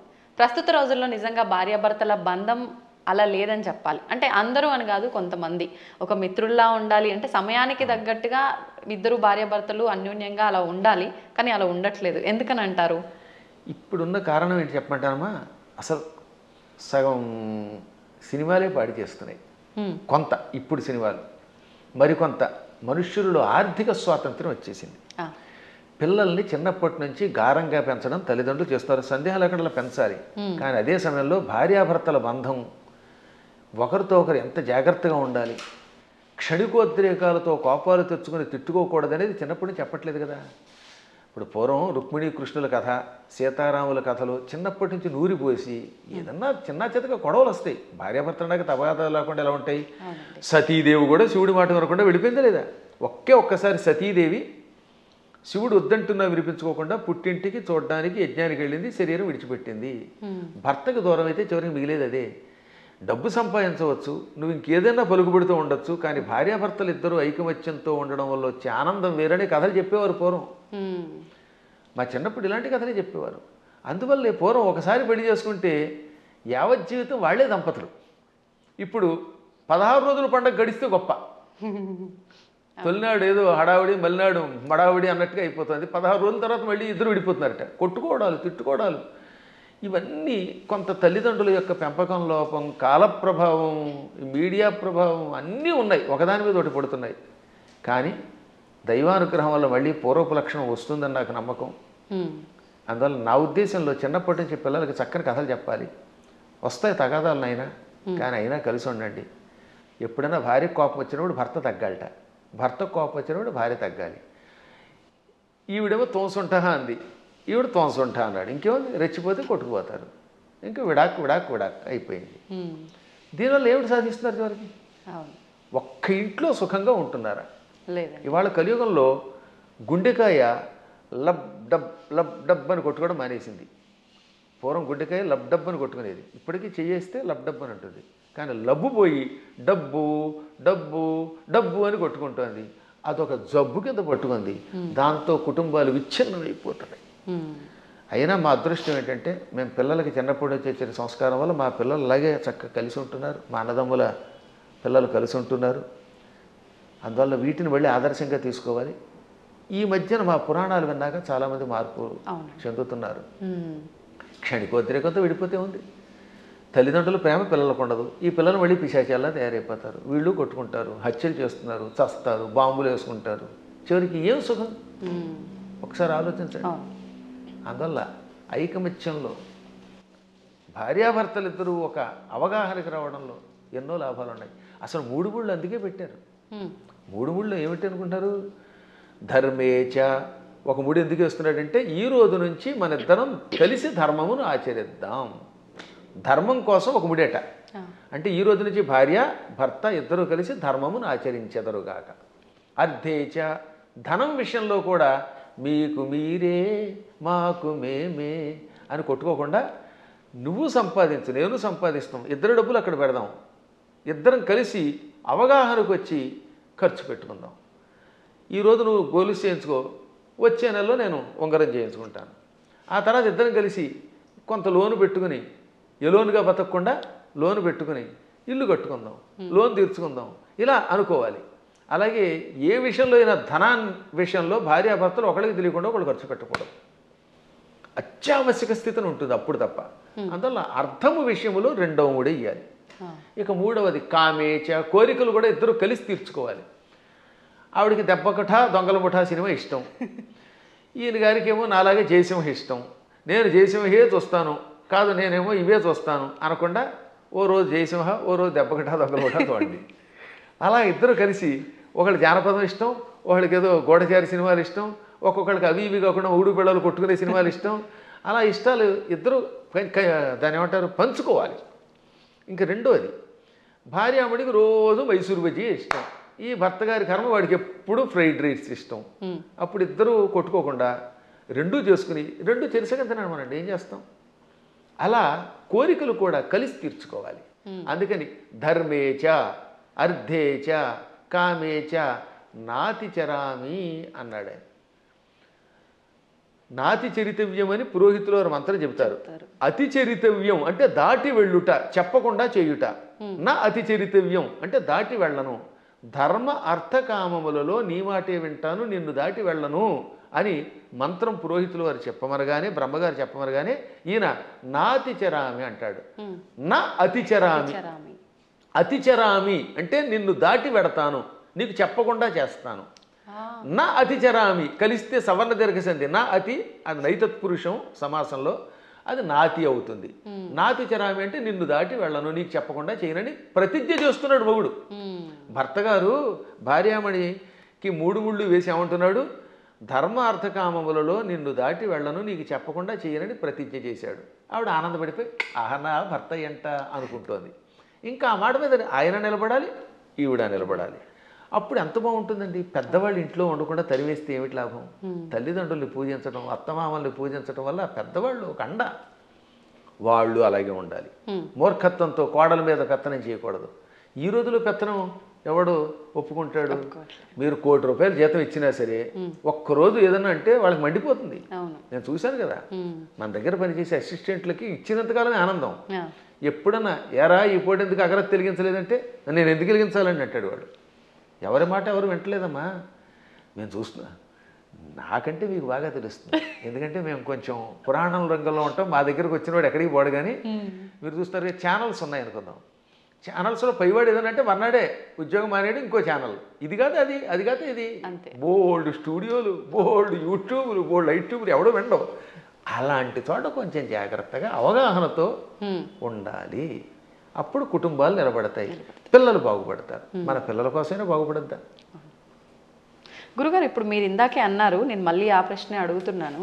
అంటే పెంపకం కరెక్ట్గా లేదు అని అంటే, మిగతా మతాలలో కనుక తీసుకుంటే చిన్నప్పటి నుంచే వాళ్ళ గ్రంథాలని, ఆ గ్రంథంలో ఉన్న జ్ఞానాన్ని వాళ్ళకు చదువు తర్వాత చదువుకి ముందర ఒక గంట అదే ఒక క్లాస్ లాగా పెట్టి అలాంటివి చేపించే విధానం చూస్తున్నాం. మన దగ్గరకు వచ్చేసరికి ఈ మధ్య కాలంలో ఎక్కువగా ఇలాంటి పెద్దవాళ్ళు చెప్తుంటే వింటున్నారు. అది ఎంతవరకు వింటున్నారు, ఎవరు వింటున్నారు అంటే పెద్దవాళ్ళే వింటున్నారు. దానికి గంట అరగంట చెప్పడం కదా, వాళ్ళు క్రూరత్వం నేర్పిస్తారు చిన్నప్పటి నుంచి. అది తప్ప ఇంకోటి లేదు. కొన్ని మతాలు ఉన్నాయి, వాడి మతం పొద్దు నుంచి సాయంత్రం దాకా నూరిపోయటం, తేడా వస్తే ఇతర మతస్థుల్ని చంపడానికి ప్రయత్నిస్తారు. అంత మూఢత్వంతో బోధించవలసిన అవసరం కలియుగంలో మనకు కూడా వచ్చింది. ఇప్పుడు మనం బోధించట్లేదు. పిల్లలు బొట్టు పెట్టుకోకపోతే ఒప్పుకుంటున్నాం మనం, పిల్లలు గొడ్డలిపూ తిరుగుతామంటే తిరుగు అంటున్నాం మనం. స్వేచ్ఛ కాదనట్లేదు, ఎవరి బట్టలు వాళ్ళవే, కానీ కొంతైనా మనల్ని రక్షించుకునేలా చేసుకోవాలి. ఇప్పుడు ఎవరి స్వేచ్ఛను ఎవరు కాదంటారు, ఎవరి ఇష్టమైన బట్టలు వాళ్ళే కట్టుకుంటాం. నాకు కాషాయమే ఇష్టం, నేను ఒక రకమైన సన్యాసి జీవితం గడుపుతున్నాను, కుటీచక జీవితం అంటే అది నేను ఎలా చేస్తాను, మీరు అలా చేయండి కాదని అంటారు. కానీ కొంత జాగ్రత్త వహించాలి. అందుకని చిన్నప్పటి నుంచి పిల్లలు ఏం చేయాలంటే, మనం మన పిల్లల మీద ఎంత ప్రేమ ఉన్నా బొట్టు పెట్టుకోకపోతే, విభూతి పెట్టకపోతే, లేదా నీ సంప్రదాయంలో ఊర్ధ్వపుండ్రం పెట్టకపోతే ఆ పూట అన్నం పెట్టకు. కఠోరంగా ఉండాలి వాళ్ళలాగే, ఇతరులాగే. అలా అన్నం పెట్టే ముందు బొట్టు ఉంటేనే అన్నం పెట్టామనుకోండి, వాడు చిన్నప్పటి నుంచి బొట్టు పెడతారు. కానీ మనం అబ్బబ్బా సర్వమత సమానత్వం అంటే ఎక్కడ సర్వమత సమానత్వం? వాడు ప్యాంట్ లిపి కాల్చి చంపేశారు మొన్న పెహల్గాంలో. అంత క్రూరత్వంగా ఉంటున్నారు వాళ్ళు. కాబట్టి చిన్నప్పటి నుంచి మనం కూడా నేర్పవలసిందే. ప్రతిదినము భారత భాగవత కథలు, శివాజీ మహారాజు లాంటి వాళ్ళ కథలు చెప్పవలసిందే. ప్రతిదినము ఏదో ఒక స్తోత్రం ఎంతోసేపు చదవవలసిందే. అది చదివితేనే వాడు స్కూల్కి వెళ్ళాలి, అది చదివితేనే వాడికి అన్నం పెట్టాలి, అది చదివితేనే వాడికి ఏదైనా చేయాలి. అది చదవనంత వరకు వాడికి టీవీ కూడా పెట్టకూడదు. ఇలా మనం 10 ఏళ్ళు అలవాటు చేసామనుకోండి చిన్నప్పుడు, ఇంకా తర్వాత వాడు అలవాటు అయిపోతాడు. మా చిన్నప్పుడు మా నాన్నగారు పురాణములు చెబుతూ ఉంటే, ఆయన మంచి కంఠంతో చక్కగా స్పష్టంగా చెబుతూ ఉంటే విని మేము ఇంకా అక్కడ దాని మీద ఆసక్తి పొందామా లేదా? అవునండి. అందువల్ల తల్లిదండ్రులు పిల్లలకి అది నేర్పాలి. ఇప్పుడు ఈ మతమును, మన మతమును మన పిల్లలకి నేర్పడం అనేది ఉందే, అది ఇంకో దానికో కాదు, కనీసం బ్రతకడానికి అవసరం అయిపోయింది. నువ్వు బతకాలంటే నేర్చుకోవాల్సిందే, లేదా ఆ మతం మారు, లేదా చంపేస్తాడు. భవిష్యత్తులో ఒకటే, నీ మతమును అనుసరించి నువ్వు గట్టిగా నిలబడకపోతే వాళ్ళ మతంలోకైనా వెళ్ళాలి, లేదా వాళ్ళ చేతిలో చావాలి. రెండే మిగిలాయి. చావలేము, ఆ మతంలోకి మారలేము, మధ్యలో బతకడానికి లేదు. కాబట్టి హిందువులారా, ఎవరేమనుకున్నా సూటిగా స్పష్టంగా మీకు చెబుతున్నాను, హిందువుల ఐకమత్యంతో ఉండడం ఇప్పుడు వాళ్ళ బ్రతుకు కోసం అవసరం. మీరు మీ పిల్లలకి చిన్నప్పటి నుంచి మన ధర్మాన్ని నూరిపోయండి, మన గురువుల దగ్గరికి తీసుకెళ్ళండి, ఆలయాలకి తీసుకెళ్ళండి. శని ఆదివారాలు వచ్చాయంటే వెళ్ళి తెరవలసిందే గుడికి. మీ పిల్లలకి బొట్టు పెట్టుకోకపోతే, రామ అనకపోతే, కృష్ణ అనకపోతే, శివ అనకపోతే అన్నం పెట్టకండి. అలా నేర్పకపోతే భవిష్యత్తులో మీకు ఏ విధమైన దిక్కు ఉండదు, మిమ్మల్ని రక్షించేవాడు లేడు. బాగుపడతారా? నా మాట వినండి, లేదా పొండి కర్మపుణ్యము పాలై అని ఎంత గట్టిగానో చెబుతున్నానమ్మా. ఇటువంటివి చాలా అవసరం. ఇవాళ మీ బొట్టి వాళ్ళు ఇంకా ఈ ధర్మాన్ని ప్రోత్సహిస్తున్నారు కనుక. గురుగారు, ఇప్పుడు మీరు చెప్పారు బొట్టు పెట్టుకోమని మీ పిల్లలకు నేర్పండి అని. ఇప్పుడు మా జనరేషన్ వాళ్ళని తీసుకుంటే మీరు చెప్పేవి వింటే మాకు కొన్ని అర్థమవుతాయి, కొన్ని అంతవరకే మాత్రమే తెలుసు, మాకు ఆ జ్ఞానం మాత్రమే, దానికి ముందర వెనక ఇంకేముందనేది తెలియదు. ఇప్పుడు అన్నారు బొట్టు పెట్టుకోవాలమ్మా, అది మన ధర్మం అని చెప్పి, నేను వెళ్ళి ఇప్పుడు అదే సేమ్ నా పిల్లలకి చెప్పాను అనుకోండి, అవును బొట్టు పెట్టుకోవడం మన హిందూ ధర్మంలో ఉంది, అసలు ఎందుకు పెట్టుకోవాలి, దాని వెనకాల రీజన్ ఏంటి అడిగితే మా బోటి వల్ల అసలు మేము చెప్పలేకపోతున్నాము. ముందు ఒకటి చెప్పండి వాళ్ళకి. ఇప్పుడు ఆ పెహల్గాంలో ఎందుకు కాల్ చేశారు? వాళ్ళ మతంలో లేరని, అంతేనా? దానికి ఏమన్నా రీజన్ ఉందా? ఇప్పుడు నువ్వు బొట్టు పెట్టుకుంటూ ఇలా ఐకమత్యంతో 10 మంది కలిసి ఉండకపోతే రేపు పొద్దున్న నువ్వు మా వాడివి కాదని చంపేస్తారు. కాబట్టి ఒకటి ముందు మన ధర్మం బతకడానికి అవసరం చెప్పండి. రెండవది ఈ కనుబొమ్మల మధ్యలో బొట్టు పెట్టుకుంటే ఒకటి అందం. ఇప్పుడు మీరు ఆ కాస్త బొట్టు తీసేసి ఉంటే మీ మొహం చూడలేం, అదో రకంగా కనపడతారు, పిశాచపు మొహంలో ఉంటుంది. బొట్టు పెట్టుకుంటే సౌందర్యం. తర్వాత ఈ కనుబొమ్మల మధ్యలో జ్ఞాపక శక్తి పెంచడానికి చాలా ఉపయోగపడుతుంది. రోజు నిత్యం ఈ చూపుడు వేలుతోటి బొట్టు పెట్టుకోగా ఒత్తిడికి జ్ఞాపక శక్తి పెరుగు, చురుకుతనం పెరుగుతుంది. కొంతకాలం అబ్జర్వ్ చేయండి మీరే. ఇప్పుడంటే కెమికల్స్ వచ్చాయి, స్టిక్కర్స్ వచ్చాయి, కానీ పూర్వం కుంకుమ అంటే కుంకుమ పెట్టుకుంటే దానివల్ల ఆడవాళ్ళలో ఒక రకమైన జ్ఞాపక శక్తి, ఇంట్లో ఏ మూల ఏ వస్తువు పెట్టినామో వాళ్ళకి గుర్తున్నట్టుగా ఎవరికి ఉండదు. పోపుల డబ్బాలో ఫలానా దాంట్లో కందిపప్పు ఉంది, దాంట్లో పెసరపప్పు ఉంది, ఆవాలు ఉన్నాయని ఎలా గుర్తుపెట్టుకున్నారమ్మా వాళ్ళు అవధానులు. మేము పద్యాలు గుర్తుపెట్టుకున్నట్టుగా అది బొట్టు వల్లే వస్తుంది. జుట్టు చక్కగా కొబ్బరి నూనె రాసుకుని దువ్వుకుంటూ ఉంటే జుట్టు ఊడిపోకుండా ఉంటుంది. ఇప్పుడు కొబ్బరి నూనె ఎందుకు రాసుకోవాలంటున్నారు? అందుకని కొబ్బరి లేదు, రబ్బరి లేదు, శుభ్రంగా నున్నగా అయిపోతుంది. దానికోసం బోడి ఖర్చు పెడుతున్నారు. అవునా? కాబట్టి పేలు పట్టకుండా ఆరోగ్యంగా ఉండు, తలనొప్పి తగ్గుతుంది. ఇప్పుడు మీకు తలనొప్పులు ఎక్కువ ఎందుకు వస్తున్నాయి అంటే కేవలం నూనె రాసుకోకపోవటం, వారానికి ఒకసారి కుంకుడుకాయలతో తలంటుకుపోవడం వల్ల హెడ్ఏకులు వచ్చి దానికోసం మందులు వాడి, ఈ మందుల వల్ల ఇంకో రోగం వచ్చి మోకాలు నొప్పి వచ్చి, మోచేయి నొప్పి వచ్చి గట్టిగా నడవలేరు, కూర్చోలేరు. అందుకని లిఫ్ట్లు పెట్టవలసి వస్తుంది. మేము పైకి కిందకి 4 అంతస్తులు రోజుకి 8 సార్లు ఎక్కుతున్నాను, దిగుతున్నాను. నేను ఇంతవరకు లిఫ్ట్ ఎక్కలేదు తెలుసా? ఇప్పుడు మీరు పైకి వచ్చిన ఈ భవనంలో నేను ఇంతవరకు లిఫ్ట్ ఎక్కలేదు ఒక్కనాడు కూడా. నేను ఒకడికి లిఫ్ట్ ఇవ్వాలి కానీ నాకు ఒకటి లిఫ్ట్ ఇవ్వడం ఏమిటి యంత్రం? అందువల్ల నేను నడిచి వస్తున్నాను. అది కారణం ఏంటంటే తలంటుకోవటం, కొబ్బరి నూనె రాసుకోవటం, ఒంటికి అప్పుడప్పుడు తైలమర్దనం చేసుకుని శుభ్రంగా అభ్యంగన స్నానం చేయటం, బొట్టు పెట్టుకోవడం, ఈ సంప్రదాయాలు ఆరోగ్యాన్ని ఇస్తాయి. మన సంప్రదాయాలన్నీ ఆరోగ్య సూత్రాలే. మన తలలో ఉన్నటువంటి బ్యాక్టీరియాని చంపి ఆ చేదు, కుంకుడు చేదు బట్టతలు రాకుండా కాపాడుతుంది. రెగ్యులర్గా కుంకుడుకాయతో వారానికి 2 సార్లు 1 సారి స్నానం చేయండి, జుట్టు వస్తుంది. షాంపూలు పెట్టండి, వెంటనే ముందు తెల్లని రంగు క్యాంప్ వేస్తుంది షాంపూ వల్ల, అందుకే తెల్లబడిపోతాయి. ఆ తర్వాత ఈ తెలుపు బాగు చేయడానికి మళ్ళీ రంగు వేయాలి. ఆ రంగు వేసేసరికి మొత్తం జుట్టు ఊడిపోయి చుట్టూతో 4 వెంట్రుకలు దానికి రంగు వేయటం, లేదా మళ్ళీ విగ్గులు పెట్టుకోవడం, ఎన్ని గొడవలు వస్తున్నాయి. కాబట్టి మన సంప్రదాయంలో అన్ని ఆరోగ్యానికి పనికొచ్చేవి. అయినా కొన్ని విషయాల్లో ఇంకెందుకని అడగకూడదండి. నేను ఎందుకు పుట్టానంటే ఏం చెబుతావు? మనం పుట్టామా లేదా? ఆ పుట్టడానికి మన కారణం మన చేతిలో లేదు. అది మన కర్మ ఏది ఉందో మనకు తెలియదు. కాబట్టి నువ్వు ఎందుకు పుట్టావు, నువ్వు ఎందుకు అన్నం తింటావు? అన్నం తిన్నంతకాలం, నువ్వు పుట్టినంతకాలం, నువ్వు ఆ పరిగెడుతున్నంతకాలం నువ్వు ఒట్టెట్టుకోవాల్సిందే. కొన్నింటికి ఇంకా లేదు, నువ్వు లాగి ఒట్టించుకోవటమే. దెబ్బ కనపడుతుందా? దేవుడు ఎక్కడున్నాడో చూపించమని అడిగట్టు వెనకడికి. లింగ పురాణంలో ఒక నాస్తికుడు వచ్చి దేవుడు లేడు, ఉంటే చూపించన్నట్ట. వెంటనే గురువుగారు లాగ్ గోపే తోటి కొట్టాడు. బాబోయ్ అన్నాడు. ఏం బాబోయ్ ఎందుకు అన్నావు అంటే బాధ అన్నాడు. ఏది బాధ చూపించన్నాడు. లాగ్ గోపే కొడితే బాధ కలిగింది అన్నాడు. బాధ ఏది చూపించంటే బాధ ఎలా చూపిస్తామండి, లోపల ఉంటుందన్నట్ట. అలాగే దేవుడు కూడా అంతటా ఉన్నాడురా.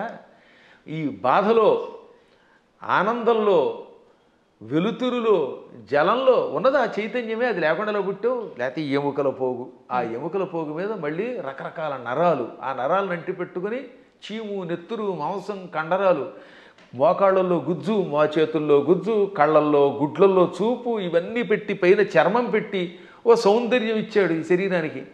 ఒక్కసారి ఆశ్చర్యంగా ఉంటుంది మనకి.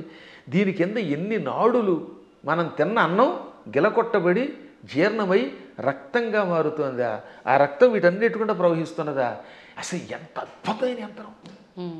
ఈ యంత్రాన్ని ఇంకెవడన్నా రీప్లేస్ చేయగలడా? మోకాళ్ళ చెప్పులు మారిస్తే ఒరిజినాలిటీ ఎక్కడ ఉంటుంది? వంగలేవు, కూర్చోలేవు నువ్వు. ఈ ముక్కు మారిస్తే దీంట్లో ఉన్న ఉండవు.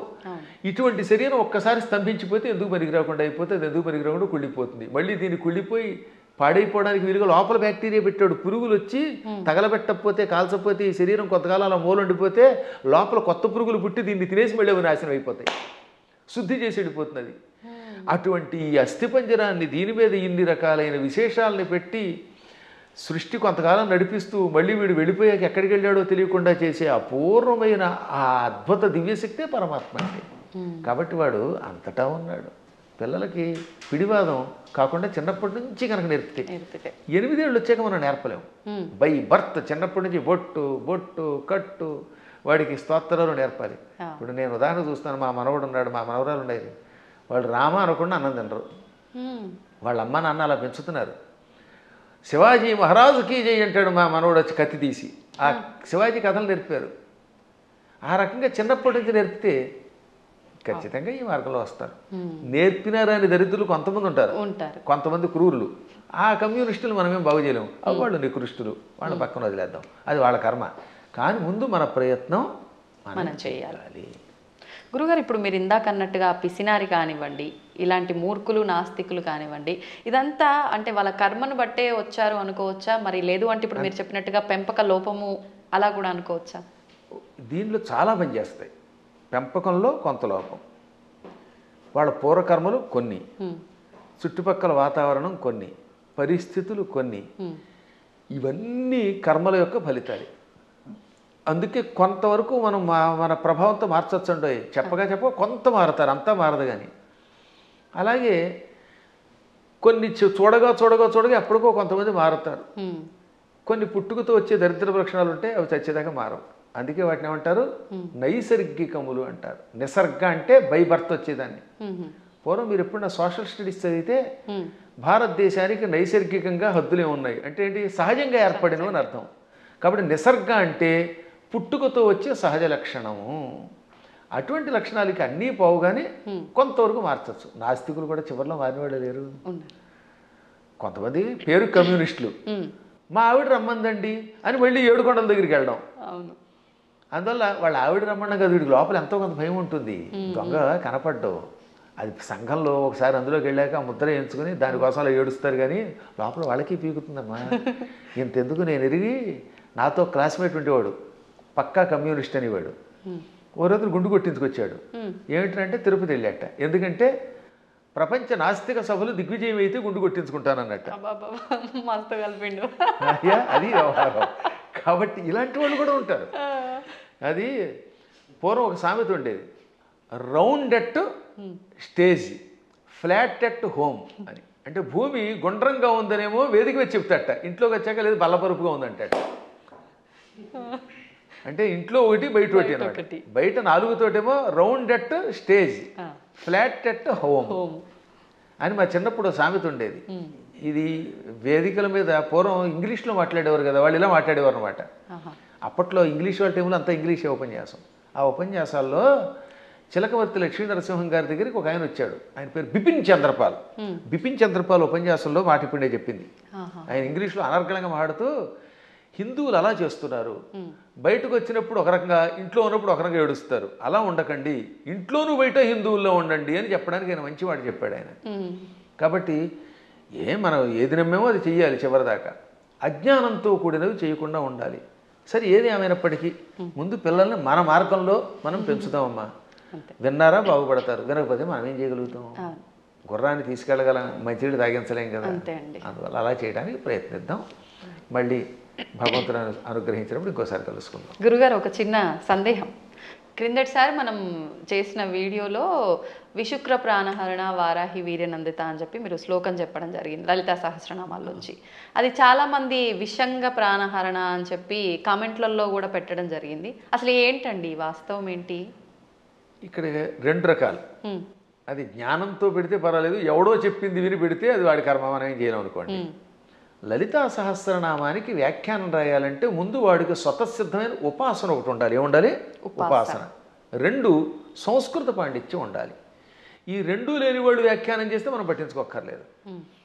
ఆ తప్పు అన్నారనే, ఆ తప్పు అన్నవాడు వాడు తప్పుడు మనిషి. ఆ తప్పు కాదు, పాఠాంతరం అనాలి. దాన్ని ఏమనాలి? పాఠాంతరం. కొంతమంది ఇది తప్పండి అని. ఇంతకీ ఇది మీరు ఎప్పుడు నన్ను అడిగింది ఏంటంటే వారాహి దేవత గురించి అడిగారు. అందులో భాగంగా ఈ నామానికి కూడా అర్థం చెప్పాను. విశుక్ర ప్రాణహరణ వారాహి వీర్యనందిత అని లలితా సహస్రనామంలో ఒక నామం ఉన్నది. అవునా? అవునండి. 76వ నామం కదా అది. నామం సంఖ్య మనం పెద్దగా అంతగా పట్టించుకోకలేదు. 76 76. అయితే గురువుగారికి జ్ఞాపశక్తి బాగానే ఉంది. దానికి ముందు మంత్రిణ్యంబా విరచిత విషంగ వధతోషిత. దీనిలో కొంతమంది పాఠాంతరంలో ఏమన్నారు, అందుకే అన్యత్రేణ అంటాడు అక్కడ. అన్యత్రేణ అంటే మరొక చోట వ్యాఖ్యానం రాసేవాళ్ళు విశుక్ర ప్రాణహరుడు బదులుగా విషంగ ప్రాణహరణ వారాహి వీరనందిత అని కూడా ఉన్నది, కానీ అది సరికాదు అని మహాత్ములు చెబుతారు. అది పాఠాంతరం. ఓకే. ఎవరో ఉపాసకులు అలా ఊహించుండొచ్చు. కానీ విశుక్రకి వీర్యానికి ఉన్న సంబంధం తెలుసుకోవాలి, సంప్రదాయం తెలియాలి. దానికంటే ముందు నేను లలితా సహస్రనామానికి భాష్యం రాశాను ఐశ్వర్యోగం అనే పేరుతో. నేను విశుక్ర ప్రాణహరణ వారాహి వీరనందిత అనే పాఠాంతరమే సేకరించాను. మాకు ముందు శ్రీ చంద్రశేఖర భారతీ స్వామి వారు ఉన్నారు. వారెవరో తెలుసుకో మీకు? శృంగేరి పీఠాధిపతులు. ఇప్పుడున్న శృంగేరి పీఠాధిపతులు భారతీ తీర్థస్వామి వారు, ఉత్తర పీఠాధిపతులు శ్రీ విధుశేఖర భారతీ స్వామి వారు. ఈ భారతీ తీర్థస్వామి వారికి ముందు అభినవ తీర్థ మహాస్వామి వారు ఉండేవారు. వారికి ముందు శ్రీ చంద్రశేఖర భారతీ స్వామి వారు. అర్థమైందా? ఆ స్వామి వారి దగ్గర మేము దీని ప్రస్తావన మా నాన్నగారు తీసుకొచ్చారు. నేను లేదు, నేను వెళ్ళింది భారతీ తీర్థస్వామి వారు చూశాను, అభినవ తీర్థస్వామి వారు కూడా చిన్నప్పుడు చూశాను, నాకు పెద్ద తెలియదు. భారతీ తీర్థస్వామి వారు మహానుభావులు, అజ్ఞానాంజాహ్నవీ తీర్థమే అయిన ఆ మహాత్ముల ఆశీస్సులు నాకు చాలాసార్లు లభించాయి. నేను దాదాపు అందరి పీఠాధిపతుల దగ్గరికి వెళ్ళాను ఉపాసన విషయం తెలుసుకోవడానికి. ఇప్పుడు కంచిపీఠం శ్రీ విజయేంద్ర సరస్వతి స్వామి వారు నేను కనబడితే గుర్తుపెట్టేస్తారు. మొన్న కూడా ఇక్కడ పురాణం చెబితే ప్రత్యేకంగా ఇచ్చారు. అసలు ఎంత గొప్ప అద్భుతమైన మనిషి అండి ఆయన. మనిషి అంటే ప్రేమగా అంటున్నాను తప్ప సద్గురువు విజయేంద్ర సరస్వతి స్వామి వారు కంచిపీఠాధిపతులు. ఇప్పుడు మేము 2012వ సంవత్సరంలో, ఎప్పుడు 2012 అంటే 13 ఏళ్ల క్రితం కంచిలో పురాణం చెప్పాను నేను. అప్పుడు నేను ఇది ఇందాక చెప్పానే దేవి అపరాధ క్షమాపణ స్తోత్రం, ఈ భవాని తత్పాణిగ్రహణ ఆ శ్లోకానికి భాష్యం చెబుతున్నాను. ఎదురుగుండా కూర్చున్నారు శ్రీ విజయేంద్ర సరస్వతి స్వామి వారు. అప్పటికింకా జయేంద్ర సరస్వతుల వారు కూడా ఉన్నారు. ఇద్దరూ నాకు తెలుసున్నవారే. ఇద్దరికీ నేను నమస్కారం చేసుకున్న వాళ్ళని వాళ్ళ ఆశీస్సులు పొందాను. అప్పుడు ఈ విజయేంద్ర సరస్వతి స్వామి వారు ఇలా కుర్చీలో కూర్చున్నారు. బ్రహ్మానంద భరితులు విని అయ్యాక పీఠానికి పిలిచి ఘన సన్మానం చేశారు. మా అమ్మాయి పెళ్లికి చేరిచ్చారు నాకు విజయేంద్ర సరస్వతుల వారు. ఆయనకు ఒక్కసారి ఒక మనిషిని చూస్తే ఎవరి జీవితం గుర్తుపెట్టుకుంటారు. కాబట్టి వారి దగ్గరికి వెళ్ళాను నేను ఇది ఉపాసనా విషయాలు తెలుసుకోవడానికి. సరే, మహానుభావులైన పీఠాధిపతులు అందరినీ చూశాను. గణపతి సత్యానంద స్వామి వారిని ఎరుగుదు నేను. ఇవన్నీ ఎందుకు చెప్పవలసి వస్తుంది? ఈ చంద్రశేఖర భారతీ స్వామి మహాస్వామి వారు జగద్గురువుల వారి దగ్గర సన్యాసం పుచ్చుకున్న ఒక ఉపాసకుడు ఉన్నాడు. ఆయనని ఎరగలేదు అంటే వాడికి శ్రీచక్రోపాసన గురించి తెలియనివాడు. వాడు శ్రీచక్రము గురించి లలితా సహస్రనామం గురించి వ్యాఖ్యానం తెలుసుకోవాలంటే తప్పనిసరిగా ఒక ఆయన్ని మనం తలుచుకోవాలి. ఆయనే శ్రీ తుమ్మలపల్లి రామలింగేశ్వరులు వారు. అటువంటి శ్రీచక్రోపాసకులు, అటువంటి సంస్కృత వ్యాకరణ పండితులు, అటువంటి మంత్రోపాసకులు చాలా అరుదు. చిన్నప్పుడే సన్యాసం పుచ్చుకున్న మహానుభావుడు ఆయన. మచిలీపట్నంలో ఉండేవారు ఒకప్పుడు ఆయన. ఆ తర్వాత శృంగేరి పీఠాధిపతుల దగ్గర సన్యాసం పుచ్చుకొని యావత్ ప్రపంచం పర్యటించిన మహానుభావుడు. ఎంత అద్భుతంగా రాశాడండి ఆయన. ఆ మహానుభావుడు కూడా బాలానందిని వ్యాఖ్య లాంటి వ్యాఖ్యలు రాశారు. ఆయన కూడా విషంగా అనే ఒక పాఠాంతరం ఉన్నది, కానీ మేము స్వీకరించట్లేదు. కారణం విశుక్ర ప్రాణహరణ వారాహి వీరనందితాయి నమః అనే స్వీకరించారు. ఇంకా భాస్కర్ రాయలు వారు కూడా విశుక్ర ప్రాణహరణ అని రాశారు. ఎందుకు రాయవలసి వచ్చింది? శుక్రము అంటే వీర్యము, రేతస్సు అని అర్థం. శుక్రాచార్యుడికి ఆ పేరు ఎందుకు వచ్చింది? ఒకప్పుడు శుక్రాచార్యుడు చచ్చిపోయిన రాక్షసుల్ని బతికించడం మొదలెట్టాడు. శివుడు చంపడం, ఆ చచ్చిపోయిన వాళ్ళు ఏం చేసేవాడినా మృత సంజీవని విద్యతో బతికించేవాడు. దాంతో చచ్చిన వాళ్ళు బతుకుతూ ఉంటే శివుడికి కోపం వచ్చింది. ఓరి కావ్య, అసలు శుక్రాచార్యుడు అసలు పేరు కావ్యుడు, కావ్య. అందుకే అమ్మాయికి కావ్యశ్రీ అని పేరెట్టండి అంటే శుక్రాచార్యుడికి సంబంధించిందా అని అర్థం అనమాట. సరే, అది పక్కన పెడితే కావ్య, నా దగ్గర మృత సంజీవన విద్య నేర్చుకొని ఆ విద్య నా మీద ప్రయోగిస్తావా? నీవు నేర్పిన విద్య నీరజాక్ష అని అమాంతంగా శుక్రాచార్యుని మింగేశాడు. కడుపులో వేసుకొని ఆ తర్వాత ఇంక ఈయన లేడు కనుక, బతికించేవాళ్ళు లేరు కనుక రాక్షసుని చంపేశాడు. 1000 ఏళ్ళు ఈ కడుపులో ఉన్నాడండి ఆయన. ఈ 1000 ఏళ్ళు ఓం నమ శివాయ అని మంత్రం చెప్పించుకుంటూ మృత సంజీవన విద్య ఉంది కదా, అందువల్ల చావకుండా కడుపులో ఉన్నాడు. లోపల కడుపులో గుడగొడలాడుతున్నాడు ఈయన. మన వాడు కొంతమంది కాఫీ తాగితే గుడగొడలాడినట్టుగా కడుపు. ఒక రోజు పార్వతి ఏంటంటే ఆ కడుపులో గడబడా గుడగడ అంటే ఆ కావ్యుడిని మింగాను అనగానే ఆవిడ జాలిపడి, వాడు మరబెట్ట లాంటి వాడే కదండి, వాడిని ఎంతకాలం కడుపులో ఉంచుతారంటే కొంతకాలం శిక్ష వేశాను, సరే ఇహ నువ్వు రమ్మంటున్నావు కనుక వాడిని బయటికి రప్పిస్తానని, కావ్య నా చర్మధాతువు నుంచి అంటే నా రేతస్సు నుంచి బయటికి రా అన్నాడు.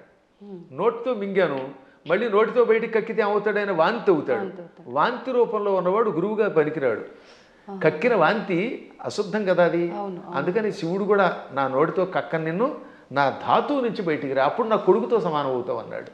అప్పుడు ఆయన శివుడి యొక్క గుహ్య ప్రాంతంలో నుంచి రేతస్సు నుంచి బయటకు వచ్చాడు. శుక్రము తెల్లగా ఉంటుంది వీర్యము. ఈ లోపల శివుడి యొక్క వీర్యం నుండి బయటికి రావడం వల్ల అప్పటి నుంచి ఆయన కూడా తెల్లగా అందంగా శివుడిలా తయారయ్యాడు. అందుకని శుక్ర ఆచార్యుడు అన్నారు. అర్థమైందా? అలా శుక్రుడు అయ్యాడు ఆయన. ఇది శివపురాణంలో కాశీఖండంలో ఉంటుంది. నేను చెప్పాను కనుక చాలామందికి తెలుసు, విన్నారు. ఇప్పుడు శుక్రం అంటే ఏమిటనమాట? వీర్యము. అందువల్ల ఆయనకు శుక్రుడిని పేరు వచ్చింది. విశుక్రము అంటే విపరీతమైన విశేషమైన అని అర్థం. వి అనే అక్షరమునకు ఆ ఒక్క అక్షరానికి విశేషమైన వికల్పమైన శుక్రము కలిగినవాడు. అంటే వాడికి విపరీత కామం, చాలా ఎక్కువ రేతస్సు ఉండేది. దాంతో వాడు ఇష్టం వచ్చినట్టు తిరిగేవాడు. ఇప్పుడు వాడు చావాలంటే ఏమవ్వాలి? ఆయుధాలకి చావాడు. వాడిలో ఉన్న రేతస్సంతా లాగేస్తే వాడు చచ్చిపోతాడు. అది వాడికి వరం. అందుకని వారాహి దేవత ఏం చేసింది? మొత్తం వాడి శరీరంలో మనం చూడండి స్ట్రా వేసి డ్రింక్ తాగేసినట్టుగా తన కోరలతో, వారాహి దేవత తన కోరలతో వాడి శరీరాన్ని గుచ్చి వాడిలో ఉన్న వీర్యం అంతా తాగివేసింది. ఇక్కడ వీర్యం అంటే పరాక్రమము, రేతస్సు, రెండు అర్థాలు. వీర్య శబ్దానికి బలం అని కూడా అర్థం. అందుకే వీర్యము అంటే రాముడిలో వీర్యం ఉందంటే అక్కడ బలం ఉన్నదని అర్థం అనమాట. ఆ బలాన్ని, సత్వాన్ని తాగేసింది. అందువల్ల అక్కడ ఏమన్నాడు? విశుక్ర ప్రాణహరణ, విశుక్రుని యొక్క ప్రాణములను హరించిన, తాగేసిన వారాహి దేవత యొక్క వీర్యమునకు నందిత, సంతోషపడింది లలితది. ఇప్పుడు ఆ విశుక్ర శబ్దానికి ఈ వీర్యానికి ఇంటర్లింక్ ఇప్పుడు మీకు అర్థమైందా? ఆవిడ అక్కడ వీర్యమును తాగేయటం వల్ల ఆ వీర్యమునకు ఆవిడ సంతోషపడింది, ఆ బలానికి సంతోషపడింది. ఇక్కడ విషంగా రాస్తే ఈ రెండింటికి ఉన్న మంత్రార్థాలు, గూఢార్థాలు దెబ్బతింటాయి. ఎందుకంటే కొన్ని చెప్పడానికి స్టేజీ కాబట్టి చెప్పట్లేదు. కాబట్టి విశుక్రుణ్ణి చంపాలంటే వారాహి దేవతే ఉండాలి. అతని ప్రాణం పోవాలంటే లోపల ఉన్న వీర్యమును లాగాలి. వీర్యమును స్వీకరించడం వల్ల ఆవిడ కూడా వీర్యస్వరూపిణి అయ్యింది. ఆవిడ వీర్యస్వరూపిణి అయ్యింది కాబట్టి ఆ వీరత్వానికి ఆవిడ అమ్మవారు సంతోషపడింది. అద్భుతమైనటువంటి భావనలు తెలియాలంటే అక్షరము పరబ్రహ్మముగా ఉపాసించాలి. అందుకే అక్షరమును పరబ్రహ్మం అంటారు. అక్షర పరబ్రహ్మ యోగం అన్నారు. అందుకే భగవద్గీతలో కూడా మా నాన్నగారు చిన్నప్పుడు శబ్దబ్రహ్మోపాసన చెయ్యాలి అని నాకు చెప్పారు. అంటే శబ్దం ఉరికే పైపైన ఏదో నోటికి వచ్చినట్టు వాగడం కాదు. ఏ శబ్దం వాడినా ఆ శబ్దంలో ప్రతి అక్షరమునకు ఒక అర్థం ఉంటుంది. అర్థం తెలుసుకుని ఉపాసించాలి. ఉదాహరణకి సముద్రము, సాగరము రెండింటికి తేడా ఉంది. అల్లసాని పెద్దన ఈ మనుచరిత్రలో ప్రవరుడు అనేవాడు ఏడుస్తున్నప్పుడు చింతాసాగరమన మునిగి అన్నాడు ఆయన. చింతా సముద్రం అనలేదు. సాగరం అని ఎందుకు వాడాడు? సముద్రం అన్నా సాగరం అన్నా ఒకటే కదా. కానీ రెండింటికి ఎంత తేడా ఉందో తెలియాలి. సముద్రం సామాన్యమైనది, చిన్నది. ఒకప్పుడు సముద్రం చిన్నది. సగరుడని ఒక ఆయన ఉన్నాడు. ఆయనకు 60,000 మంది కొడుకులు. ఈ 60,000 మంది భూమిని తెగతవ్వారు, గొయ్యిని చేసేశారు. ఆ గొయ్యిలోకి సగరుడి యొక్క మునిమనుముడు భగీరథుడు గంగను తెచ్చాడు. ఆ గంగ అందులో పడింది. దాంతో చిన్నగా ఉన్న సముద్రం ఈ సగరు పుత్రుల వల్ల తవ్వబడి ఆ సగరుని యొక్క మునిమనువుడు తెచ్చిన గంగతో పెద్దదయ్యి విశాలమైపోయింది. ఇవాళ చూస్తున్నంత పెద్దదయ్యింది. చిన్నదిగా ఉన్నప్పుడు సముద్రం, విశాలమైపోతే ఏమవుతుందన్నమాట? డెవలప్ చేయబడితే సాగరం. అందుకని అక్కడ అప్రాప్రియేట్ వర్డ్ ఏంటనమాట? దుఃఖం అలా పుట్టి సముద్రం ఎలా అయితే సాగరం అయ్యిందో అలా వ్యాప్తి చెందింది కనుక చింతాసాగరం అన్నాడు ఆయన. ఊరికే తోచిన పదం వాడేయకూడదు అక్కడ. మేము కావ్యాల్లో వాడేటప్పుడు అంత జాగ్రత్తగా వాడతాం. ఇవన్నీ తెలియాలంటే వాడికి ముందు శబ్ద బ్రహ్మ మీద పట్టుండాలి, వ్యాకరణం తెలియాలి, ఏ శబ్దానికి వ్యుత్పత్తి ఏమిటో తెలియాలి, పురాణములలో విశేషాలు తెలియాలి, ఉపాసనలో రహస్యం తెలియాలి, మంత్రశాస్త్రం మీద పట్టుండాలి, శ్రీచక్రంలో నవావరణములో ఏ ఆవరణంలో వారాహి దేవత ఉంటుందో తెలియాలి, వారాహి దేవతకి ఎన్ని కోరలు ఉన్నాయో తెలియాలి. తెలుసా? మళ్ళీ వారాహి దేవతకి ఎడమ వైపున 5 కోరలు, కుడివైపు 4 కోరలు, కుడివైపునేమో 5 కోరలు, ఎడమవైపు 4 కోరలు ఉంటాయి. 9 కోరలు ఉంటాయి లోపల. అది కూడా తెలియదు కొంతమందికి. అన్ని మామూలుగా దంతాలు వేస్తారు. ఈ వైపు 5, అందులో ఒకటి ఇలా వంగి ఉండాలి, ఒకటి పైకి రంపంలో ఉండాలి, ఈ వైపు 4 ఉండాలి. ఈ కోరలతో ఉన్న వారాహి దేవతను ఉపాసిస్తేనే సక్రమంగా పనిచేస్తుంది. ఆ 9 కోరలే శ్రీచక్రంలో నవావరణ పూజ. అవే నవరంధ్రాలని మనకి శుద్ధి చేసి పెడతాయి. అక్కడ ఈ వారాహి దేవతకి ఒక్కొక్క దానికి ఒక్కొక్క బీజం ఉంది 9 కూరలకి అనమాట. అందుకే వారాహి వీర్య నందిత ఎయి అనంటే ఒకసారి ఎన్ని అక్షరాలు ఉన్నాయి? వారాహి వీర్య నందిత యై 9. అదనమాట. ఇప్పుడు అర్థమైందా? ఆ 9 కూరలు. వారాహి వీర్య 5, నందితాయి ఇక్కడ. ఇక కంఠస్థానంలో నమః అనే అక్షరం బీజం ఇక్కడ చేరుతుంది వారాహి దేవతకి. ఓంకారం మూర్ధంలో ఉంటుంది. అందుకని ఓం వారాహి వీర్య నందితాయి నమః. మళ్ళీ వీటితో పాటు ముక్కులు, చెవులు, రంధ్రాల్లో ఓం ఐం హ్రీం శ్రీం అనే బీజములు, విశుక్ర ప్రాణహరణ వారాహి వీరినందితాయి. అంటే ఆకారం వేసేటప్పుడు ఏ బీజం ఎక్కడ వేయాలో వేసి, ఏ కూరలు ఎక్కడ వేయాలో, ఎక్కడ ఏ బీజం ఉందో తెలుసుకుని ఉపాసన చేయాలి. ఇంత ఉపాసన తెలియకుండా తొందరపడిపోయి పాఠాంతరం అనే శబ్దాన్ని తప్పుగా ఉచ్చరించారు అన్నారంటే అది ఎంత ప్రమాదం. అందుకే స్టేట్మెంట్ ఇవ్వడానికి ముందు నీ అర్హత తెలుసుకో. వాస్తవం. లేదా ఫలానా చోటండి పరమాచార్యులు వారు ఇక్కడ పాఠాంతరం ఉందని చెప్పారండి, లేకపోతే ఇంకొక ఆయన ఎవరో ఇలా పాఠాంతరం ఉందని చెప్పారండి, తుమ్మలపల్లి వారు కూడా పాఠాంతరం ఉందనే చెప్పారు, లేదా ఇంకో పెద్ద ఆయన చెప్పారండి అని చెప్పాలి. పాఠాంతరం అనాలి, అక్కడ తప్పనకూడదు. అలాగే ఇప్పుడు ఇక్కడ మనకి దక్షిణాదిలో మంత్రానికి ఒక స్వరం ఉంటుంది, ఒక్కొక్క దానికి ఒక్కొక్కటి ఉంటుంది అనమాట. రాజాధిరాజాయ ప్రసహ్య సాహినే నమో వయం వై శ్రవణాయ కుర్మహే సమే కామాన్ కామకామాయ మహ్యం కామేశ్వరో వై శ్రవణో దధాతు అని చెప్పాలి. ఈ మంత్రం మంది. ఇదే ఉత్తర భారత్లో రాజాధిరాజాయ ప్రసహ్య సాహినే నమో వయం వై శ్రవణాయ అని ఒక గొలుసు కట్టు స్వరం ఉంటుంది. కాబట్టి వాళ్ళు వేద పండితులే, వాళ్ళకి ఆ స్వరంతో నేర్పారు. ఇక్కడ మనకి దక్షిణ భారత్లో ఇది నేర్పారు. కాబట్టి ఇప్పుడు మనం ఇది విని అది తప్పు అంటామా? వాళ్ళు అది విని మనది తప్పు అనాలా? వాళ్ళ గురు పరంపరలో ఆ స్వరంతో ఉడుతుంది. స్వరాలు చాలా ఉన్నాయి. ఇలా స్వరాలు తప్పు అని చెప్పడం వల్లే ఒకప్పుడు పరాశరుడు అంతటి వాడు మళ్ళీ తపస్సు చేయవలసి వచ్చింది. ఆంజనేయుడి యొక్క కథలు ఉంటాయి పరాశర సంహితలో. అందులో ధ్వజదత్తుడు అనేవాడు స్వరాన్ని పక్కవాడిని నీతి తప్పు అని ఆక్షేపిస్తే, స్వరం తప్పు కాదరా, వాళ్ళ సంప్రదాయంలో ఆ శాఖలో ఆ రకమైన స్వరం ఉంటుంది, నువ్వు ఆక్షేపించావు కనుక వచ్చే జన్మలో దరిద్రుడివై పుట్టు అని గురువుగారు చెప్పిస్తే దరిద్రుడివై పుట్టాడు వాడు. ఎంత తేడా ఉందో ఆలోచించండి. అందుకని నేను ఎప్పుడు తప్పని అన్నాను. పాఠాంతరంలో అలా ఉంది. సరే పూర్తిగా తప్పు చెబితే అది వేరే విషయం. శాస్త్రం అనలేరు కొంతమంది. శాస్త్రం ఏం చెబుతోందంటే అంటాడు. అంటే శాకి సాకి తేడా తెలియదు వాడికి. సా అనేది దంత్యం, శా అనేది తాళవ్యం. శాస్త్రం అనకుండా శాస్త్రం అంటే ఏమో ఉంటుంది. ఇప్పుడు మన వాళ్ళకి తెలుగు చెప్పక్కర్లే. పెళ్ళి అనమంటే పెళ్ళి, పెళ్ళి. వెళ్ళి అనమంటే వెళ్ళి. వెళ్ళి అంటే ప్రవాహం అని అర్థం అమ్మా. వెళ్ళి రండి అంటే అక్కడ ఇక్కడ నుంచి ఇంకో చోటకి ప్రయాణం అవ్వండి అని. అదే వెళ్ళి అంటే ప్రవాహం. పాల వెళ్ళి అంటే పాల యొక్క ప్రవాహం, క్షీర సముద్రం అని అర్థం. పాల వెళ్ళి అంటే ఏమిటనుకుంటున్నారు అర్థం? క్షీర సముద్రం అని అర్థం, క్షీరసాగరం. కాబట్టి వెళ్ళి రండి అంటే పొంగెత్తి నీళ్లతో ముంచండి అని అర్థం. మమ్మల్ని ముంచండి అని మీరే చెప్తారు, నా కొంప ముంచండి అని. కాబట్టి వెళ్ళి పెళ్ళి అంటే ఎంత అసహ్యంగా ఉంటుంది. వెళ్ళి అనలేక ఉచ్చారణ రాదు, ఏ శబ్దం ఎలా పలకాలో తెలియదు, మంత్రశాస్త్ర నియమాలు తెలియవు. ఎవడు పడితే వాడు స్టేట్మెంట్ ఇస్తేలాగా. ఎంత గట్టిగా ఎందుకు చెబుతానంటే ఇంక మీదటైనా పిచ్చి పిచ్చిగా ఇలాంటి వాటిల్లో వింటున్నప్పుడు పిచ్చి కామెంట్లు పెట్టకండి, దానివల్ల నాశనం అవుతారు. తెలిస్తే తెలిసినట్టు పెట్టండి. లేదా మాకు అనుమానం ఉందండి, ఎవరి దగ్గర నా తప్పు అంటారేమిటి, ప్రతివాడు తప్పు అనడానికి. అందువల్ల లలితా సహస్రనామంలో అనేక భాష్యములు ఉన్నాయి. మేము కూడా ఐశ్వర్యయోగం అనే అద్భుతమైనటువంటి ఒక భాష్యం గణపతి సచ్చిదానంద స్వామి వారి యొక్క ఆశీస్సులతో రాసిపెట్టాం. దాన్ని భారతీ తీర్థ మహాస్వామి వారు కూడా సంతోషించి అంగీకరించి పీఠికిచ్చారు. హేమాహేమీరైన జగద్గురువుల యొక్క అనుమతితో రాసినటువంటి గ్రంథాలు. ఎప్పుడైనా మీకు అనుమానం ఉంటే ఒక పాఠాంతరమో అనుమానమో అనండి తప్ప పలానా వాళ్ళ దాంట్లో తప్పు ఉందని తొందరపడి అనకండి. తప్పు అనాలంటే ఆ స్థాయి ఉండాలి, దానికి వివరణ ఇవ్వాలి, అంతే, మూల్యాన్ని చెల్లించాలి. ఇప్పుడు ఏమన్నా అంటే అహంకారం ఉండవు. అహంకారం ఏమీ రాని సన్నాసిగా అహంకారం ఉంటే ఏం మాకెందుకు ఉండదమ్మా? దక్షిణాహంకారం ఉండవలసిందే. విశ్వనాథ సత్యనారాయణ గారు ఏమన్నారు తెలుసా? చల్లపిళ్ళ వెంకట శాస్త్రి గారికి నాలాంటి శిష్యుడు ఉండడం ఆయన ఘనత అన్నాడు ఆయన.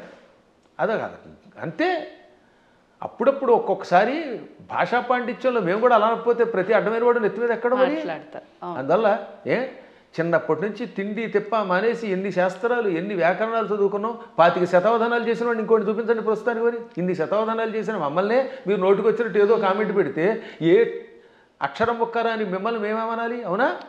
కాబట్టి సందేహం లేకుండా నేను పండితుండి ఎవడేమనుకున్నా. ఇంకోటమ్మా, అనవసరంగా అహంకారం తెచ్చుకోకూడదు. కానీ అహంకారం ఒక్కోసారి ఉండవలసిందే. పద్మాగర్ గారు సొంత డబ్బా కొడుతున్నాడు అనుకుంటే కొట్టుకోమనండి, ఏం పర్వాలేదు. ఎందుకని? మీరు ఉద్యోగానికి వెళ్ళాలి. ఓ చోట మిమ్మల్ని ఉద్యోగానికి రమ్మన్నారు. అప్పుడు అప్లికేషన్ ఏమని చెప్పాలి మీరు? నేను చవటని, ఆత్మస్థుతి చేసుకోకూడదు కనుక, అంతేత నేను చవటని, నాకేమీ రాదు, వాక్శుద్ధి లేదు, నా మొహం తగలయ్యా, నేను ఇలా ఉంటాను, నాకు ఉద్యోగం ఉండంటే ఇస్తారా? కానీ అప్పుడు ఏం చేయాలి? ఇప్పుడు ఉదాహరణ నేనే ఉద్యోగానికి అప్లై చేశాను ఒకప్పుడు లెక్చరర్గా.